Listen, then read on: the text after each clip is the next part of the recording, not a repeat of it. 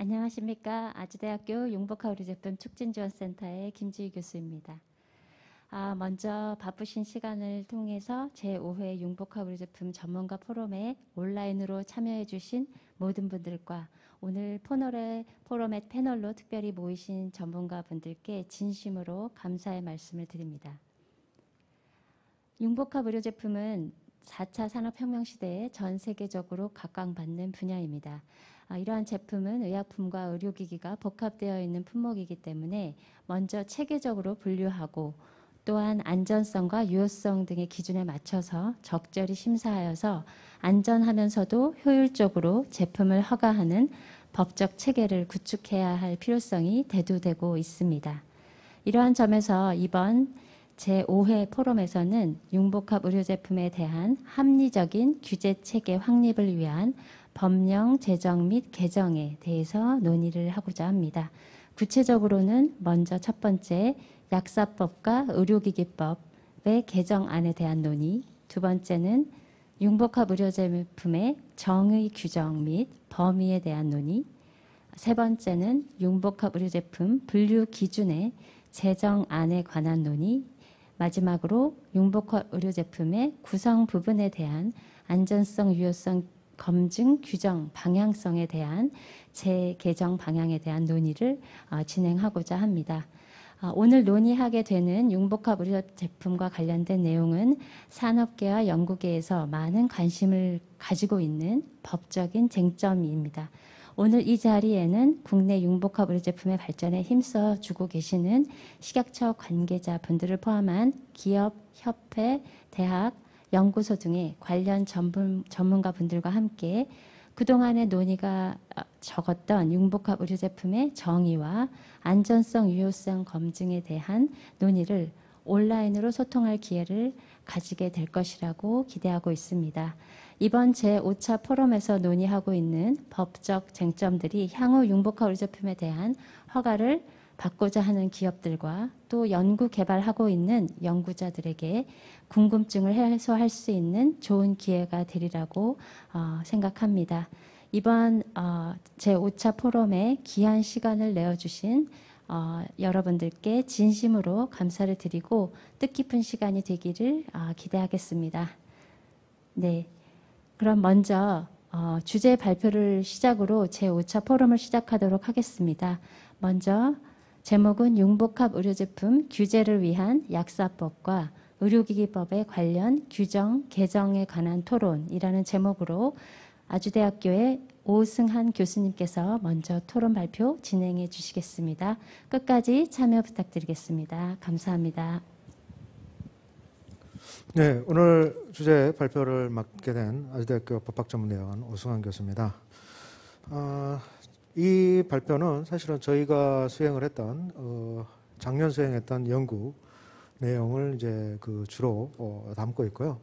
그와 관련해서 사실은 굉장히 광범위한 내용입니다만 일종의 전체적인 줄거리 정도로 우리가 이런 방향으로 가지 않겠느냐라는 생각을 담고 있습니다. 그래서 간략히 개괄적인 내용을 좀 검토해 보도록 하겠습니다. 일단 제일 먼저 이 융복합 의료제품 규제와 관련된 현재의 이제 문제점은 융복합 의료제품이 기존의 우리 의료제품인 의약품과 의료기기, 또 의약외품, 생물의약품과는 좀 특성이 다르다. 어떤 특성이 다르느냐라고 한다면 융복합 의료제품은 기본적으로 의약품과 의료기기가 함께 섞어진 거라든지 사실은 요즘은 단일 일체형으로 만들어진 제품, 예를 들어서 약물이 나노 코팅이 되고 나노 코팅을 시키는 코팅체를 우리가 의료기기로 구분한다면 제조할 때부터 하나로 만들어진 제품들이 나오게 되는데 현행법상의 의약품과 의료기기, 의약외품 등의 정의는 원칙적으로 개별적으로 각각 존재하는 걸 전제로 하고 있습니다. 그래서 법률상 상호 배제적 개념을 사용한다고 우리가 얘기를 하고 있는데요. 예를 들자면 약사법 제2조에 의약품이란 물품 중 기구, 기계 또는 장치가 아닌 것이라고 되어 있습니다. 그래서 만일 어떤 새로 의료제품이 약물과 또 외부에 나노 코팅된 의료기기체가 한꺼번에 하나로 만들어졌다 그러면 이거는 사실은 의약품이 아닌 게 되는 거죠. 기계 또는 장치가 아닌 것이어야 되니까. 반면에 의료기기법은 약사법상의 의약품이나 의약외품은 제외한다라고 되어 있습니다. 그래서 한 개의 물건 안에 의약품과 의료기기가 결합된 제품 같은 경우는 이것이 전통적인 의약품, 의료기기로 판단될 수 있는지가 모호하다는 것이고, 두 번째로는 어느 하나의 체계로만 구속된다라는 것이 사실은 기존의 어떤 규제 체계라고 한다면 원칙적으로 그 외에 다른 요소는 규제가 그럼 어떤 규제 체제를 적용을 해야 되느냐 혹은 할 수 있느냐라는 것들이 문제가 될 수 있습니다. 자, 그래서 현재 융복합 의료 제품에 대한 어떤 적법한 규제 근거를 마련할 필요성이 있다라고 이야기를 하게 되는데, 약품과 의료기기에 대한 어떤 병합 규제가 사실은 필요하다. 그러니까 지금의 규제 체계가 의약품과 의료기기를 각각 분리해서 의약품은 의약품과 관련된 약사법만을, 의료기기는 의료기기법만을 규제하는 이런 상황이었다 그러면 지금은 양자의 어떤 병합 규제가 필요하다. 특히 한 개의 제품 안에 함께 포함된 부속 성분에 대한 안전성 검증의 필요성이 많이 필요하다. 예를 들어서 뭐 의약품으로 규제가 되고 의약품으로 인허가가 됐다 그러면 의약품과 관련된 어떤 조건, 인허가 조건이라든지 안전성 검증 기준을 적용할 수는 있겠지만 그 안에 부속된 의료기기가 관련된 어떤 성분에 대해서는 사실은 규제의 근거라든지 이런 것들이 의약품과 관련된 약사법에는 없기 때문에 사실은 어디서 근거를 찾아야 되느냐 뭐 이런 문제가 발생할 수 있다는 것이죠. 결론적으로 융복합 의료제품 규제 체계를 위한 어떤 규정의 전체적인 설계가 필요하게 되는데 융복합 의료제품의 정의와 유형, 그리고 두 번째로는 융복합 의료제품을 현재의 의료기기나 또 의약품이나 생물의약품 등의 어떤 규제 체계로 편입을 할 때 그 기준은 무엇이고 어떻게 편입을 할 것인가. 세 번째로는 일단 의약품이나 의료기기, 생물의약품 등의 규제 체계로 편입된 다음에 그 안에 부속되는 구성 성분에 대한 안전성의 평가는 근거가 규정이 있어야 되기 때문에 그 근거 규정을 마련해야 된다는 것이고, 네 번째로는 이렇게 이제 의약품과 의료기기 실질적으로 그 성분에 대한 각각의 모든 규제가 들어간다 그러면 규제 신청자 입장에서는 굉장히 부담스럽겠죠. 그래서 의약품으로 분류가 돼서 인허가 체제를 따르게 된다 그러면 최소한 기존의 그 부속 성분에 대한 안전성, 그다음에 유효성 검증 테스트를 단독 신청할 때와 동일하게 갈 수는 없고 좀 생략해서 가야 되는데, 생략할 때 가능한 기존에 승인했던 제품과 관련된 자료라든지 이런 중복 자료를 좀 배제하는 절차가 필요하다. 이것도 역시 법 규정에 있어야 된다는 이야기입니다. 그래서 이 네 가지 정도를 가지고 전체적인 이야기를 드릴 텐데요. 제일 먼저 저희가 이야기 드리는 거는 아까 잠깐 나왔습니다만 현재 약사법과 의료기기법상의 규정 체제가 두 개가 완전히 분리된 체제를 전제로 하는데 그 규정은 의약품에 있는 의료기기가 아닌 것, 또 의료기기법상에는 약품이 아닌 것, 이런 내용으로 하고 있기 때문에 그거를 사실상 좀 삭제하고 의약품 중에서 의료기기가 부속될 수 있는데 부속되는 경우에 그 주된 기능이 의약품의 기능이라면 뭐 약품으로 우리가 정의가 될 수 있다. 의료기기도 역시 동일한 방식으로 약품이 부속된다 하더라도 주된 기능이 의료기기로서 역할을 수행한다면 의료기기로서 인허가가 신청될 수 있다. 이런 개정안을 제시를 하고 있습니다. 두 번째로는 융복합 의료제품의 분류, 그다음에 정의 뭐 이런 것들이 필요한데요. 가장 중요한 융복합 의료제품으로 인허가 신청을 낸다 그러면 그 법률상 근거가 필요하다고 할 수 있습니다. 그래서 그 근거를 마련하는 규정이 필요하고, 두 번째로는 현재 약사법과 의료기기법과 관련돼서 이미 융복합 상품을 전제로 한 규정이 있습니다. 그 규정은 약사법 37조라든지 의료기기법 제6조에 주된 상품으로 허가가 받은 경우는 부속 성분도 당연히 허락을 받은 것을 간주한다는 규정이 있는데 이것만 가지고는 한계가 있다라고 이야기를 할 수 있습니다. 왜냐하면 이것은 주 성분으로 허가가 받았을 때 이후에 효과에 대한 것이지 그것이 원칙적으로 근거 규정이 근거 규정이 될 수는 없다라고 할 수 있는 것이고, 그 외에도 의료기기 체계 중첩 규제 근거가 필요하다. 방금 좀 전 말씀드린 것처럼 융복합 상품 같은 경우는 의약품과 의료기기가 섞어져서 하나가 주된 작용을 하고 나머지는 부속 작용을 할 때 이 부속 성분으로 작용하는 성분에 대한 안전성 규제도 필요한데 만약에 의약품으로 규제가 됐다 그러면 사실은 의약품과 관련된 안전성 규정은 적용되는 게 당연하지만 부속 성분에 관련된 규정은 주된 성분과 관련된 약품 규정에 없기 때문에 그 내용을 뭘로 통제하는지가 문제되고 이것은 결국 법령상 새로운 근거를 마련을 해야 된다라고 우리가 이야기를 할 수 있습니다. 그래서 이 규정을 마련할 때 세 가지로 일단 구조로 이야기가 되는데요. 일단 융복합 의료 제품의 정의는 뭐 융복합 제품을 우리 지금 관련 법을 보게 되면 융복합, 결합, 그다음에 조합, 뭐 다양한 뭐 용어가 쓰고 있는데 이걸 하나로 통일할 필요가 있다고 할 수가 있을 것입니다. 특히 융복합과 단순히 첨가물 과는 또 구분을 해야 된다는 측면이 있기 때문에 이런 부분을 어떻게 정의를 내리냐가 문제되고 두 번째로는 융복합 의료 제품은 과연 뭘 말하냐 할 때 구성 성분에 문제가 있습니다.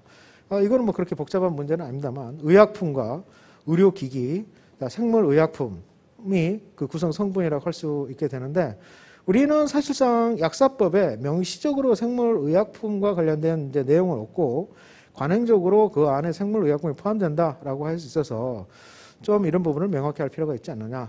세 번째로는 가장 이슈가 될 수 있고 문제가 될 수 있는 게 이제 융복합 의료제품의 형태적 범위인데요.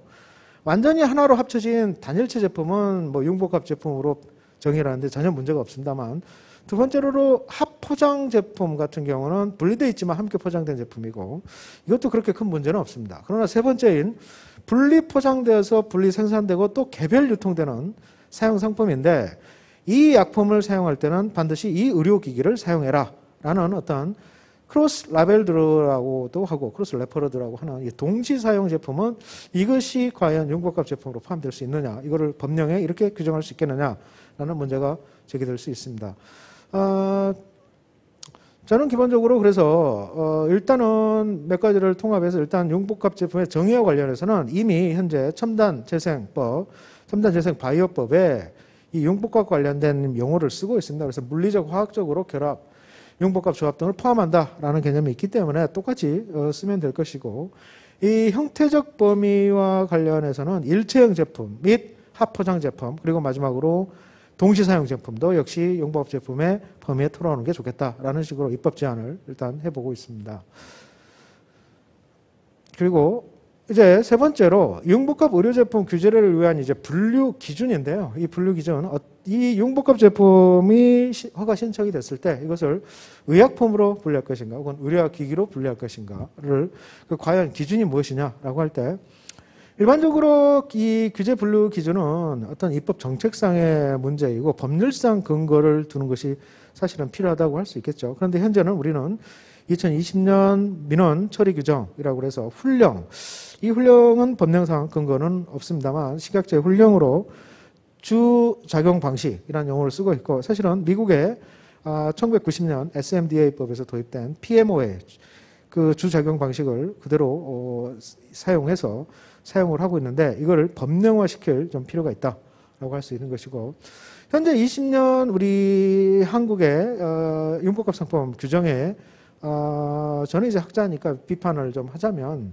주작용 방식에 대한 정의도 좀 모호하고 또 주상품 분류 기준 자체도 주상품 주작용 방식 및 그 외에 뭐 사용 목적 또 제품의 성격 뭐 이런 것들을 가지고 구분하는데 분류 기준도 좀 불분명한 면이 있다. 정비를 해야 된다라고 생각을 하고 있어서 이 규정과 관련된 내용을 우리가 좀 하자면 해석 결과를 볼 때 특히 우리 민원 규정은 주작용 방식을 정의를 사용 목적을 고려하여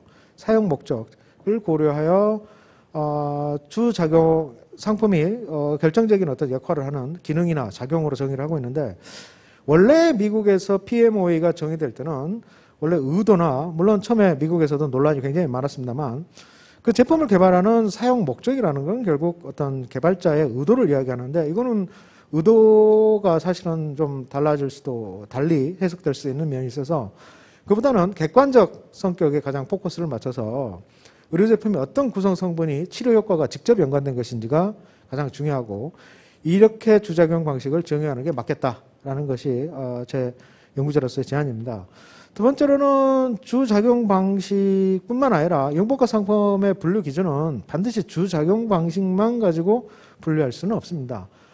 그래서 현행 융복합 규정에서도 보게 되면 주작용 방식, 그 다음에 해당 제품의 모양, 구조, 성상, 성분, 사용 방법, 사용 목적, 주작용 방식에 대한 정의가 사용 목적이 들어가 있는데 여기 사용 목적이 또 나와 있죠. 그래서 효능, 효과, 작용 기전, 주작용 등을 종합적으로 고려한다고 되어 있어서 주작용 방식 이외에도 뭐 여러 가지 요소를 병렬적으로 나열하고 있는데 사실은 주작용 방식 이외에 가장 중요한 것은 안전성과 유효성에 대한 검증 필요성이라고 할 수가 있습니다. 그래서 주작용 방식으로 하는 것이 원칙은 하지만 지금까지 이 제품이 한 번도 사용된 적이 없고 보조 성분임에도 불구하고 생물의약품으로서 상당한 예측 가능성이 좀 부족하다라고 한다 그러면 미국 같은 경우는 예외적으로 이 생물의약품에 대한 규제를 포커스를 맞추기 위해서 그쪽으로 분류를 해서 실제로 심사를 진행하는 경우도 있기 때문에 안전성과 유효성의 검증 필요성이 사실은 가장 중요한 주작용과 함께 가장 중요한 병렬적 기준이 되었음에도 불구하고 현행 규정은 이것들을 고려하지 않고 제품의 성분, 성상, 사용 목적 이것들을 병렬적으로 나열하고 있어서 좀 문제가 있다라고 할 수가 있습니다. 자, 그래서 이것들에 대한 몇 가지 지출을 할 텐데요. 또 추가적으로 제안을 드릴 때 융복합 의료 제품의 분류 기준을 규정을 할 때 어느 법규에다 이것을 줄 것이냐. 미국과 달리 우리는 의료기기법과 약사법이 서로 분리가 되어 있기 때문에 융복합 상품은 두 개가 사실은 결합된 상품인데도 불구하고 이걸 어디에다가 둬야 될 것이냐가 문제될 수 있습니다만 일반적으로는 약사법에 주 규정을 두고 의료기기법에서 이것을 원용하는 방식으로 두는 것이 타당하겠다라는 이야기입니다. 그리고 두 번째로는 이 주상품과 관련된 이 분류 기준을 우리가 규정을 할 때 행정입법으로서 식약처에 재량권을 줘야 되는데 어느 범위까지 줄 것이냐. 예를 들자면 주작용 방식 이외의 규정은 식약처가 고시로 정한다라고 할 수 있는 것이고 그 외에 주작용 방식에 대해서 분류를 원칙으로 하되 안전성과 유효성에 필요한 경우에는 검증이 필요한 경우는 주작용 방식을 그와 같이 달리할 수 있다. 그 외에 추가적인 거는 식약처가 고시한다라고 할 수 있는 방식도 있고 여러 가지 방식이 있는데 과연 어떤 방식을 써야 되는지가 문제가 됩니다만 일반적으로는 저 같은 경우는 제가 제안하는 방법은 아까 말씀드린 것처럼 주작용 방식을 원칙으로 하고 그 외에 안전성과 유효성을 검증한 필요성을 두 번째 병렬 기준으로 하고 다음 식약처가 고시하는 고시로 별도의 추가적인 요건을 또 정할 수 있도록 하는 것이 적절하지 않을까 이렇게 제안을 하고 있습니다. 마지막으로 주작용 방식 분류 이후의 구성 성분에 대한 규제 필요성과 근거라고 되어 있는데 융복합 의료 제품의 규제 체계가 이제 분류가 된다는 것은 이것이 의약품으로 간주돼서 의약품의 규제 체계가 적용된다는 이야기입니다. 그런데 융복합 상품의 부속 성분으로서 주작용 방식으로 인정된 건 아니지만 여전히 의약품 이 융복합 상품에 포함되어 있는 성분의 안전성과 유효성 검증의 필요성이 존재를 한다라고 할 수가 있습니다. 제일 먼저 규제의 틈새 이야기라고 되어 있는데 사실 1990년 미국 SMDA법이 제정될 때는 이걸 신속하게 인허가를 하기 위해서 융복합 상품 중에서 주작용 방식을 선정을 하고 주작용 방식에 의해서 규제기관을 선정한 다음에 이 규제기관이 주작용 방식으로 허가 인허가 심사를 제기하면 사실은 그 융복합 상품에 대한 인허가 절차는 끝나는 것으로 시판할 수 있는 것으로 되어 있었습니다. 그래서 문제가 생기는데 2016년 에어런 사건 같은 경우는 척추에 심게 되는 코드인데요. 척추가 분리되거나 혹은 척추가 이제 뭐 골다공증이라든지 이런 경우에 저걸 끼워서 척추 사이에 끼워서 넣게 되면 저기 있는 그 티타늄 복합체는 허리뼈를 지지하는 역할을 하는 것이고 안에 들어와 있는 단백질이 뼈 생성을 촉진하는 역할을 하게 됩니다. 근데 이 안에 들어있는 뼈 생성 단백질은 단독으로 허가 심사가 진행됐다 그러면 의약품으로 간주가 될 것이고 의약품의 안전성, 유효성 검증 체계를 다 받았을 겁니다. 그런데 이건 융복합 상품으로서 이 허리뼈를 지지해주는 티타늄 저 성체가 주작용으로 간주되기 때문에 의료기기 심사 체계를 따라간 것이죠. 그래서 그 안에 들어있던 단백질 조합체에 대한 의약품 안전성, 유효성 심사는 생략이 되는데 2016년 이 어른 사건 전부터 문제가 되는 것이 안에 들어있는 이 뼈 생성을 촉진하는 단백질이 너무 과도하게 뼈 생성을 촉진해서 허리뼈를 누르고 허리 척추에 마비를 가져온다든지 이런 문제가 발생을 하는 겁니다. 그래서 실제로 의약품의 안전성, 시간이 많이 걸리는 임상 테스트 같은 거를 사실 생략하기 위해서 의용복합 상품을 만들어서 의료기기로 심사 체계를 통과하면 이게 사실은 중요한 의약품의 안전성 심사 체계가 사실은 한계가 부딪히는 거 아니냐라는 문제가 발생을 하게 됐다고 할 수 있습니다. 그래서 현재 미국과 EU들 대부분 전부 다 주작용 방식뿐만 아니라 보조 성분도 함께 규제를 받도록 하고 있는데 GMP 규정 같은 경우는 미국 같은 경우는 각 성분별 GMP를 모두 충족을 해야 된다라고 할 수가 있고 2022년에 FDA 가이드라인이 융복합 상품에 개별된 것은 원래 규제 체제를 각 성분별 규제를 유지한다라고 규정을 하고 있습니다. 따라서 주작용 방식으로 규제 분리가 된 이후에도 보조 성분에 대한 안전성, 유효성 검증 상황이 필요한데 한국에서는 현재 그와 관련된 규정이 없습니다. 없기 때문에 현재 있는 2020년 민원 규정에서도 없습니다. 그러나 실제로 실무에서는 융복합 상품으로 주작용 방식을 분리한 이후에도 부속 성분에 대한 안전성 검증 자료를 계속 요구를 하고 있다는 것이죠. 그래서 실제로는 아니지만 실제로는 안전성 그 구속 성분에 대한 검증을 하고 있습니다만 사실은 근거는 없는 상황이기 때문에 입법으로서 이런 것들을 근거를 만들어줄 필요가 있다라고 이야기를 할 수 있습니다. 그래서 저는 제안을 하는 것이 몇 가지인데요. 첫째로는 주작용 방식이 분류가 된 이후에도 그 구성 성분에 대한 안전성을 검증하기 위해서는 식약처가 개별 구성 성분에 맞는 안전성, 유효성 검증의 자료를 요구할 수 있다는 근거. 그리고 두 번째로는 가장 중요한 것이 이미 기승인된 상품에 대해서는 사실은 그 부속 성분에 관련된 자료를 식약처가 중복 자료를 생략할 수 있도록 해야 된다라고 하고 있고 또 민원 신청인 입장에서는 이거를 생략을 해달라고 요구할 청구권도 함께 규정을 하는 것이 융복합 상품 규정의 중요한 의의라고 할 수가 있습니다. 그래서 부속 성분에 대한 규제 근거 규정 및 기승인 자료에 대한 면제 규정이 함께 들어와야 된다. 그래야만 사실은 융복합 상품 규제에 의미가 있는 것이고 만약에 개별 주작용 방식에 대한 성분 규제와 보조 성분에 대한 규제를 똑같이 한다 그러면 이 융복합 상품 규제와 관련된 규제 체계는 사실상은 큰 의미가 없을 수 있습니다. 왜냐하면 각각 의료기기와 또 의약품으로 단독으로 효과 승인을 하면 되는 거 아니냐 이런 문제가 사실 발생할 수 있는 것이죠. 그래서 이에 대한 어떤 새로운 어떤 규정들이 필요할 수 있는 것이고 또 하나는 의약품으로 인허가를 받게 되면 조건부 허가 체계라는 것이 의약품의 안전성과 의약품의 시판 등에 관련된 감시 체계 등 의약품과 관련된 조건을 붙이는 것은 법 규정에 존재합니다만 의약품으로 규제 체계를 허가를 받고 의약품 규제 체계가 적용됐음에도 불구하고 그 보조 성분에 대한 안전성 등을 별도 조건으로 부과할 수 있는 것은 규정이 현재는 없다. 따라서 그와 관련된 규정도 명시적으로 법령에 둘 필요가 있다라고 이렇게 할 수가 있습니다. 그래서 이런 어떤 새로운 규정 입법 제안들이 사실은 필요하다라고 제안을 드리는 바입니다. 일단 제 발표는 여기까지 마치도록 하겠습니다. 물론 이 발표 내용이 상당히 좀 빨리 진행돼서 좀 전문적인 내용에도 불구하고 부족한 면이 있습니다만 오늘의 추가 토론을 통해서 좀 더 세부적인 내용을 좀 더 검증할 수 있지 않을까라는 생각을 하고 있습니다. 다음 순서는 그래서 오늘 주제에 해당하는 그 토론을 위해서 네 분을 모시고 제품군별로 토론을 진행을 하도록 하겠습니다. 일단 토론 주제는 제가 발표에서 말씀드렸던 약사법과 의료기기법의 개정안에서 특히 약사법 정의규정, 의료기기법 정의규정과 관련된 말씀을 몇 가지 드릴까 하고요.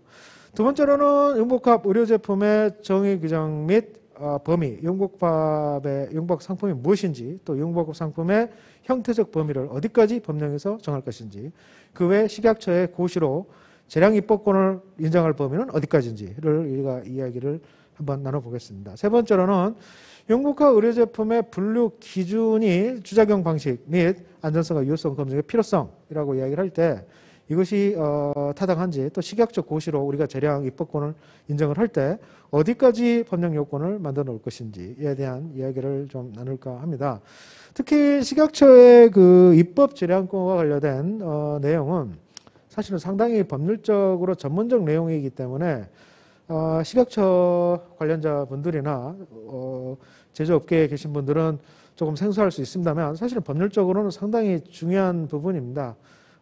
왜냐하면 생물의약품 같은 경우는 현재 심지어 생물의약품 허가심사 규정이 법령에 근거를 두지 않았기 때문에 이 생물의약품 심사 규정에 의한 인허가가 사실상은 위법이다라고 간주될 여지가 있다라는 주장도 상당히 나오고 있습니다. 여기에 대해서 뭐 논란이 많이 있습니다만 법률적으로 법령에 근거를 두지 않는 인허가는 원칙적으로 무효인데 생물의약품 같은 경우는 물론 약사법에 있는 정의 규정에 생물의약품이 당연히 들어가는 것 아니냐라는 이제 반론이 있을 수 있고 사실상 그 반론이 가장 설득력이 있기 때문에 여전히 생물의약품 심사 규정에서 인허가가 개시되고 있겠죠. 그렇지만 법률가들의 입장에서는 이게 생물의약품이라는 내용이 법령에는 약사법에는 전혀 나와 있지 않고 생물학적 제재라는 말밖에 없는데 이게 들어와 있다는 게 좀 낯설다라는 이제 이야기를 하고 있는 거죠.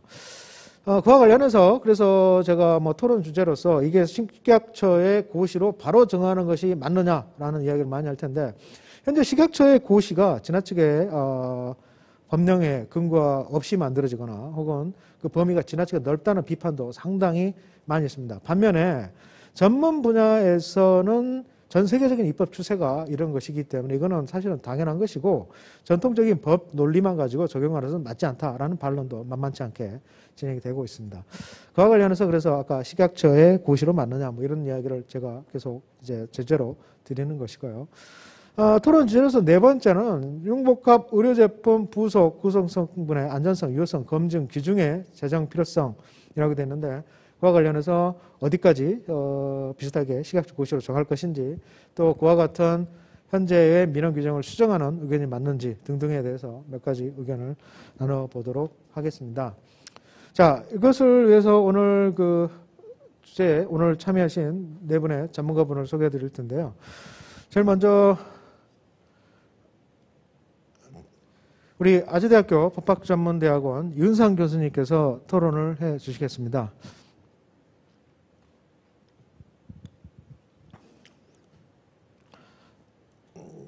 이게 지금 PT가 조금 안 맞는 경우가 있는데 자, 다음으로는 우리 법무부인 고은 대표인 조철현 변호사님께서 토론에 참석해 주시겠습니다.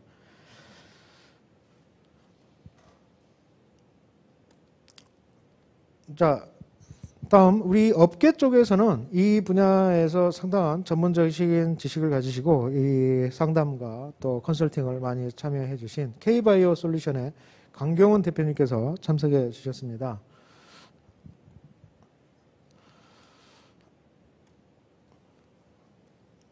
다음으로 직접 이 상품을 융복합 상품을 생산하고 제조를 해주시고 또 인허가를 현재 받고 생산을 해주고 계신 김동규 R&D 기술인증 대표이사께서도 오늘 참석해 주셨습니다.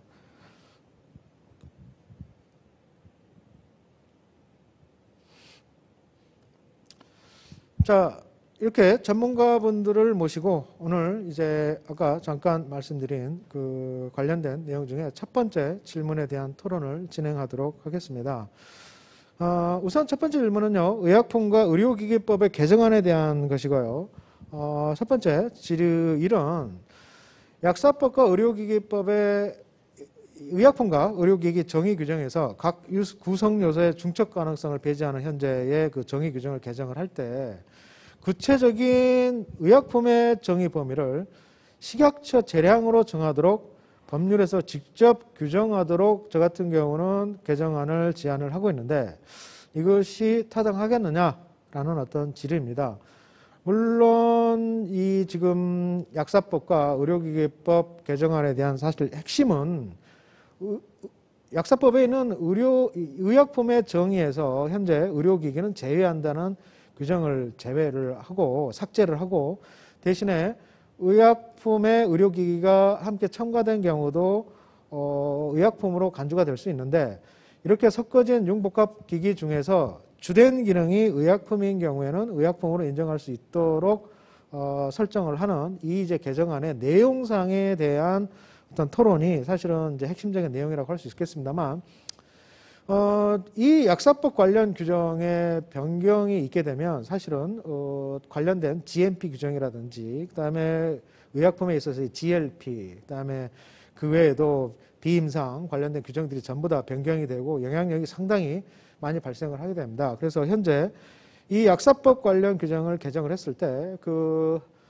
규정되고 개정이 돼야 될 어떤 하부의 규정의 내용이 어떻게 되는지도 지금 올해 연구를 수행을 하고 있기 때문에 사실상 약사법의 정의 규정과 의료기기법의 정의 규정을 개정하는 데 대한 아주 여기에 한정된 심도 있는 논의를 진행하기에는 좀 부적절한 면이 있습니다. 그래서 오늘 논제의 토론은 우리가 이제 지금 약사법과 의료기기법의 정의 규정의 개정은 미국이 융복합 상품 규제를 도입을 하면서 기존의 의약품과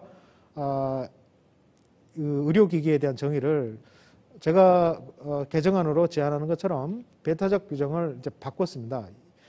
EU도 마찬가지로 이 의약품에 대한 규정 정의 규정을 바꿨고 의료기기도 바꿨고 이런 것들을 사실은 전제로 해서 참고로 해서 개정 의견을 드린 거기 때문에 이런 의견이 이제 어느 정도 일리가 있다는 걸 전제로 해서 이거를 형식을 과연 어떻게 하는 것이 좋을 것이냐.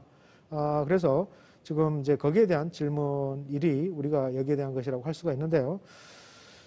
일단 이 의료기기법과 약사법의 정의 규정을 법령에서는 최소한으로 정하고 식약처에다가 재량으로 법률의 그 구체적인 내용을 보충하도록 하는 것이 타당한지 여부를 우리가 검토를 할 때 방법이 일반적으로는 법률에서는 기본을 정하고 그 다음에는 시행령에서 정하고 시행령에서 다시 식약처가 구체적으로 그 범위를 정할 수 있다라는 어떤 방법을 채택할 수도 있는데 제가 식약처가 직접 고시로 직접 정하도록 개정안을 제안한 것은 최근에 입법 내에 비춰보면 그렇게까지 법령에서 어떤 그 기준을 정하고 있다 그러면 식약처가 권한을 가지고 재량 입법을 하는 것이 큰 문제가 없다고 보는 것이 일반적이기 때문에 나름대로는 제안을 했습니다만 이와 관련해서 우리 행정법의 전문가이신 이은상 교수님께서 적절성에 대한 토론과 의견을 잘 제시해 주실 것일 것 같은데요. 이은상 교수님 한번 답변을 해 주시겠습니까?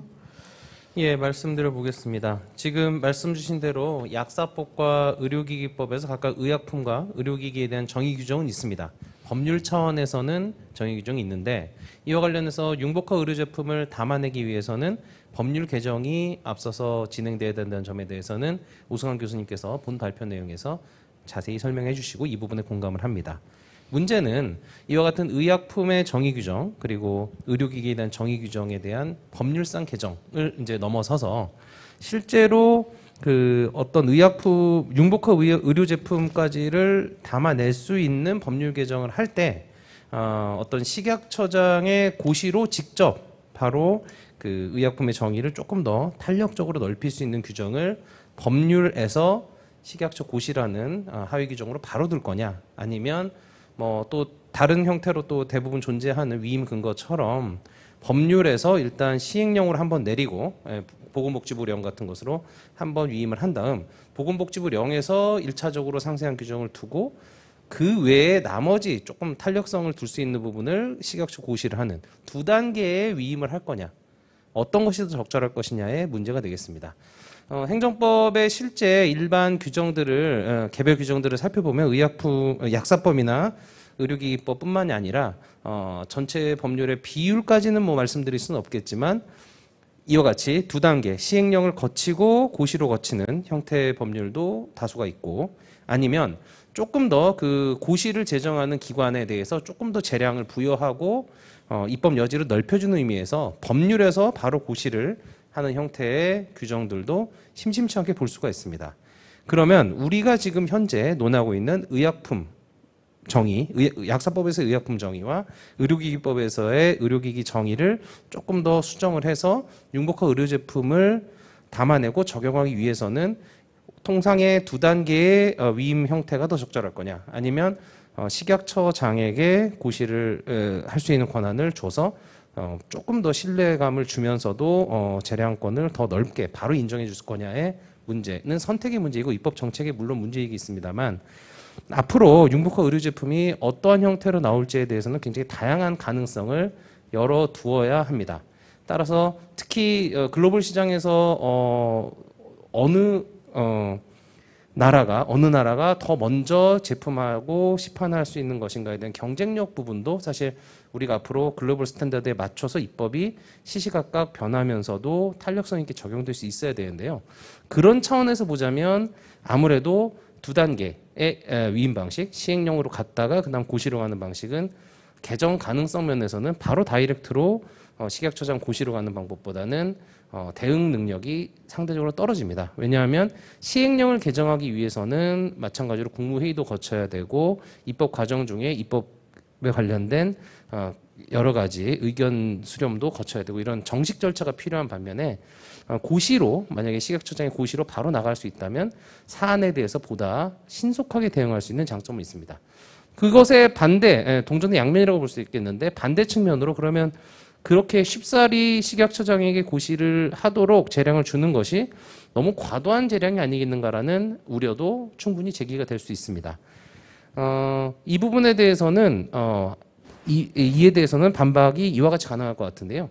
법률 단계에서 의약품이나 의료기기에 대한 정의 규정상의 문제에 있어서 가능한 한 고시에서 너무 범위를 넘어서거나 너무 초과하는 형태의 고시를 제정하지 않도록 일정한 제한을 두는 방식으로 운영이 될 수만 있다면 사실 고시로 두는 것 자체에 대해서는 과도한 재량이라고 보기는 어려운 측면이 있지 않을까 싶습니다. 실제로 또 하나는 아까 말씀드렸던 법률에서 시행령 거치고 시행령에서 다시 고시로 가는 2단계 위임의 형태라고 하더라도 실질적으로는 시행령에 큰 자세한 규정을 두는 것이 아니라 고시로 그냥 무사 통과하듯이 넘기는 경우도 꽤 있습니다. 이것은 어찌 보면 합리적 근거가 있어서라기보다는 과거부터 진행되어 오던 관성에 따라서 그냥 법률에서 고시로 바로 다이렉트로 위임하는 게 좀 이상하다라는 차원에서 이루어지는 경우에 입법도 상당수가 있어서 사실 불필요한 형태라고 볼 가능성이 매우 높고요. 특히 요즘의 입법 추세 자체가 미국의 트렌드를 많이 참조하고 행정 입법도 이루어지고 있는 현실에 비추어 보면 더군다나 미국 같은 경우는 특히 식약처의 재량권 행사에 있어서도 바로 필요한 재량 기준을 설정해서 공표할 수 있는 어떤 재량을 넓게 인정하고 있는 추세하고도 맞아 떨어지는 것이 바로 법률에서 바로 식약처장의 고시로 넘기는 형태의 위임 형태가 아닐까 싶습니다. 이러한 고시의 효력 자체에 대해서 논란이 혹시라도 있을 수 있지 않을까라는 측면도 검토해 봐야 되는데, 그 부분에 있어서는 법령 자체의 내용을 보충할 수 있는 행정 입법으로서의 고시는 상위 법령과 결합을 해서 법령 보충적 행정 규칙으로서 대외적으로 충분히 유효한 규범력이 있다고 인정하는 것이 우리나라 판례이기도 하기 때문에 법률에서 식약처 고시로 바로 위임하는 형태는 여러 개별 행정 입법례에 비추어 봐서도 이상한 것이 아닐 뿐만 아니라 법적 효력 측면에서도 판례상 문제가 없다라고 생각이 듭니다. 예, 따라서 오승환 교수님께서 제시하시고 발표하신 법률 차원의 약사법과 의료기기법에서 각각 의약품과 의료기기를 정의를 하고 그 나머지의 보충적인 형태의 내용은 곧바로 식약처장의 고시로 위임을 하는 형태의 입법이 충분히 가능하고 또 필요하다는 점에 대해서 찬성하는 의견을 제시하고 싶습니다. 예, 이상입니다. 네, 감사합니다. 지류 두 번째는요, 융복합 상품의 구성 성분 중에 생물의약품을 명시할 수 있도록 약사법의 의약품 정의 규정을 이번에 개편을 해서 생물의약품에 대한 정의를 신설하는 것이 타당한지 여부에 대한 것입니다.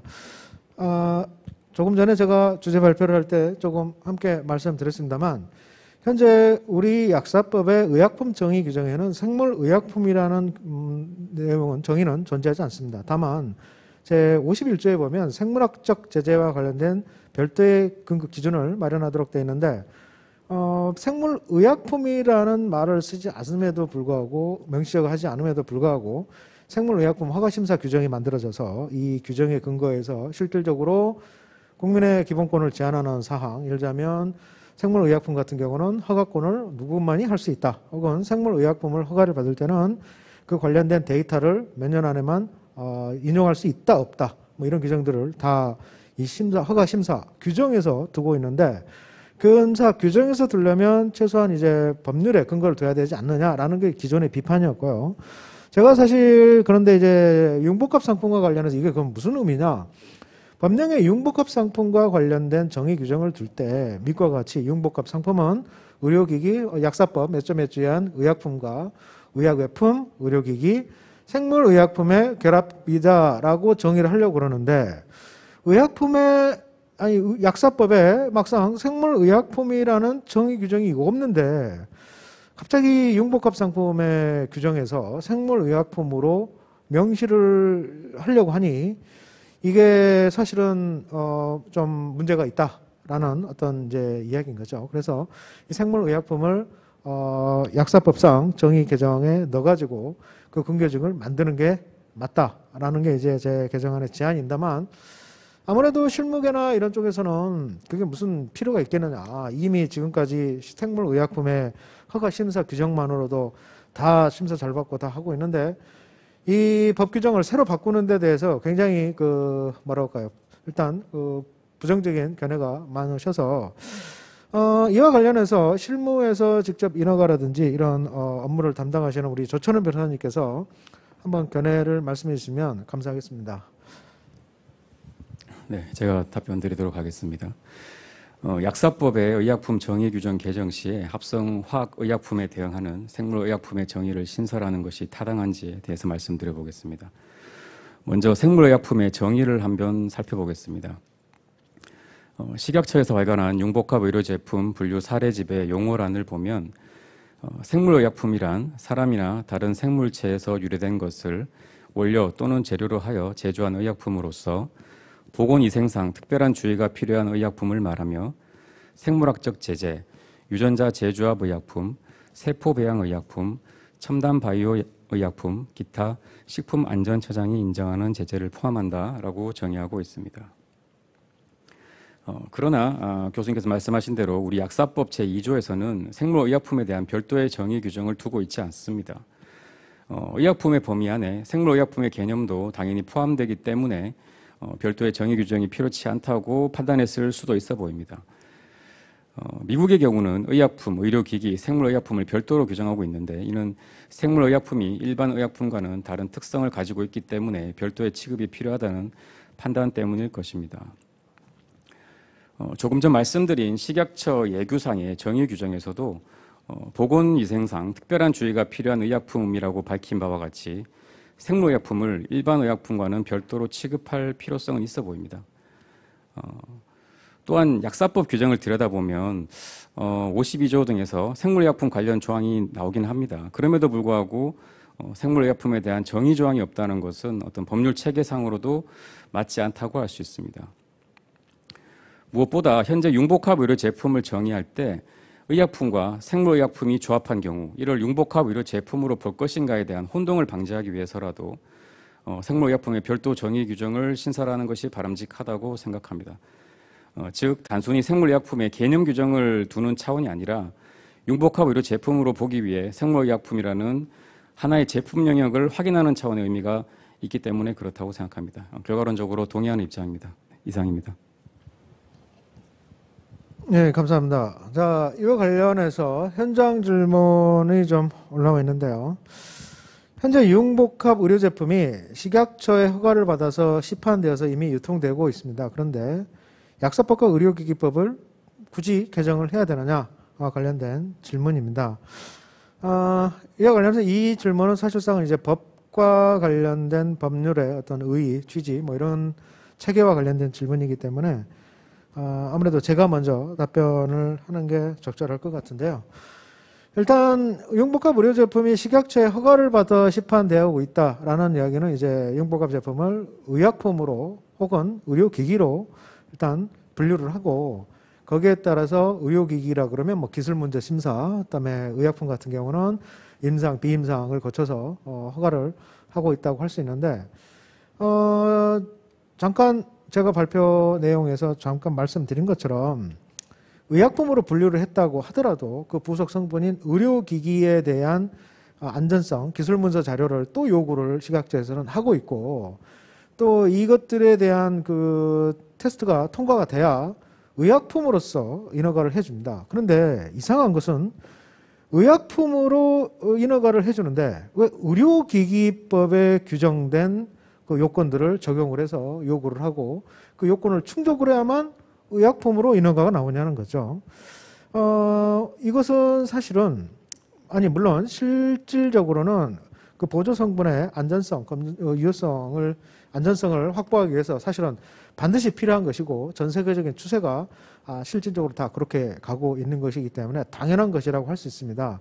그러나 법에 어떤 있는 체계와는 전혀 맞지 않는다는 것이죠. 법의 체계라는 것은 의약품은 의약품 규제 체계를 따를 것이고 의약품 규제 체계를 따른다는 것은 의약품에 있는 그 허가 요건 또 안전성 심사 기준을 그대로 따라야만 한다는 것입니다. 그 외에 의약품인데도 불구하고 의료기기법에 있는 허가 요건이라든지 의료기기법에 있는 규제 체계를 따라간다는 것은 사실은 적절성이 적절하지 않다라고 이야기를 할 수가 있습니다. 심지어 예를 들어서 어떤 융복합 제품이 의약품으로 주작용 방식으로 분류가 됐고 의약품으로 심사를 하는 과정에 보조 성분에 관련된 자료가 불충분하다. 특히 생물의약품 같은 경우가 많이 문제가 될 텐데요.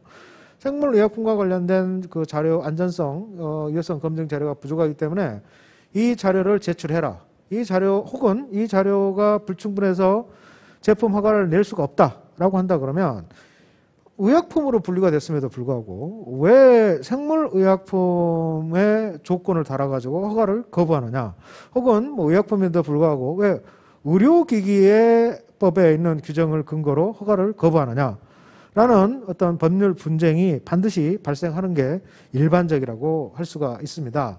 그러나 사실 한국에서는 어떤 그런 법률 분쟁이 그렇게 발생하기보다는 식약처와 협의를 통해서 대부분 우리 제조사 입장에서는 그거를 수렴을 하고 또 요구에 따라서 적절히 대처를 그렇게 하는 것으로 알고 있습니다만 이 관련 한국의 제조사뿐만 아니라 앞으로 이제 의학이나 이 융복합 상품이 사실은 국제적인 추세에 따르면 글로벌화 시대에서 외국 사업자가 한국에 분명히 들어올 수도 있을 것이고 또 한국 기업이 설령 그렇게 해서 한국에서는 뭐 통과를 뭐 이렇게 받았다 하더라도 미국의 FDA 심사 체제라든지 EU의 심사 체제를 통과하기는 사실은 쉽지 않다는 것이죠. 그래서 우리가 한국의 법령도 해외의 법령처럼 법 규제 근거를 명확히 만들어야 좀 더 규제와 관련된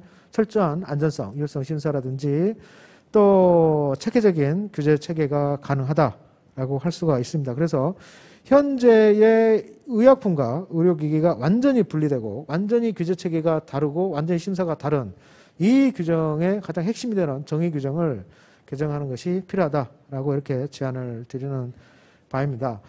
뭐 그런데 이건 이제 저는 학자로서 이야기를 드리는 것이고 실무가로서 우리 조천우 변호사님은 좀 더 다른 견해들을 가질 수도 있어서 우리 조 변호사님께 한번 마이크를 넘기도록 하겠습니다. 우리 조 변호사님 답변 좀 부탁드릴까요? 네네, 말씀드리겠습니다. 질문하신 의도가 현재 상태에서도 큰 문제 없이 융복합 제품의 허가가 이루어지고 있는 것 같은데 왜 법 개정이 반드시 필요한 것인가를 물으시는 것 같습니다. 법 개정이 필요한 여러 가지 이유가 있겠지만 저는 규제의 관점에서 답변 드리도록 하겠습니다. 첫째는 기존의 식약처의 허가 절차가 법률에 근거 없이 이루어지고 있기 때문에 이 자체로 위법의 소지가 있기 때문입니다. 즉 현재 식약처의 허가 절차는 대외적 구속이 없는 내부 업무용 규정인 예규에 따라 행해지고 있는데 이는 법치행정의 원칙, 즉 행정은 법률에 근거하에서 법률의 기속을 받아서 행해져야 한다는 대원칙에 반하는 문제가 있다는 것입니다.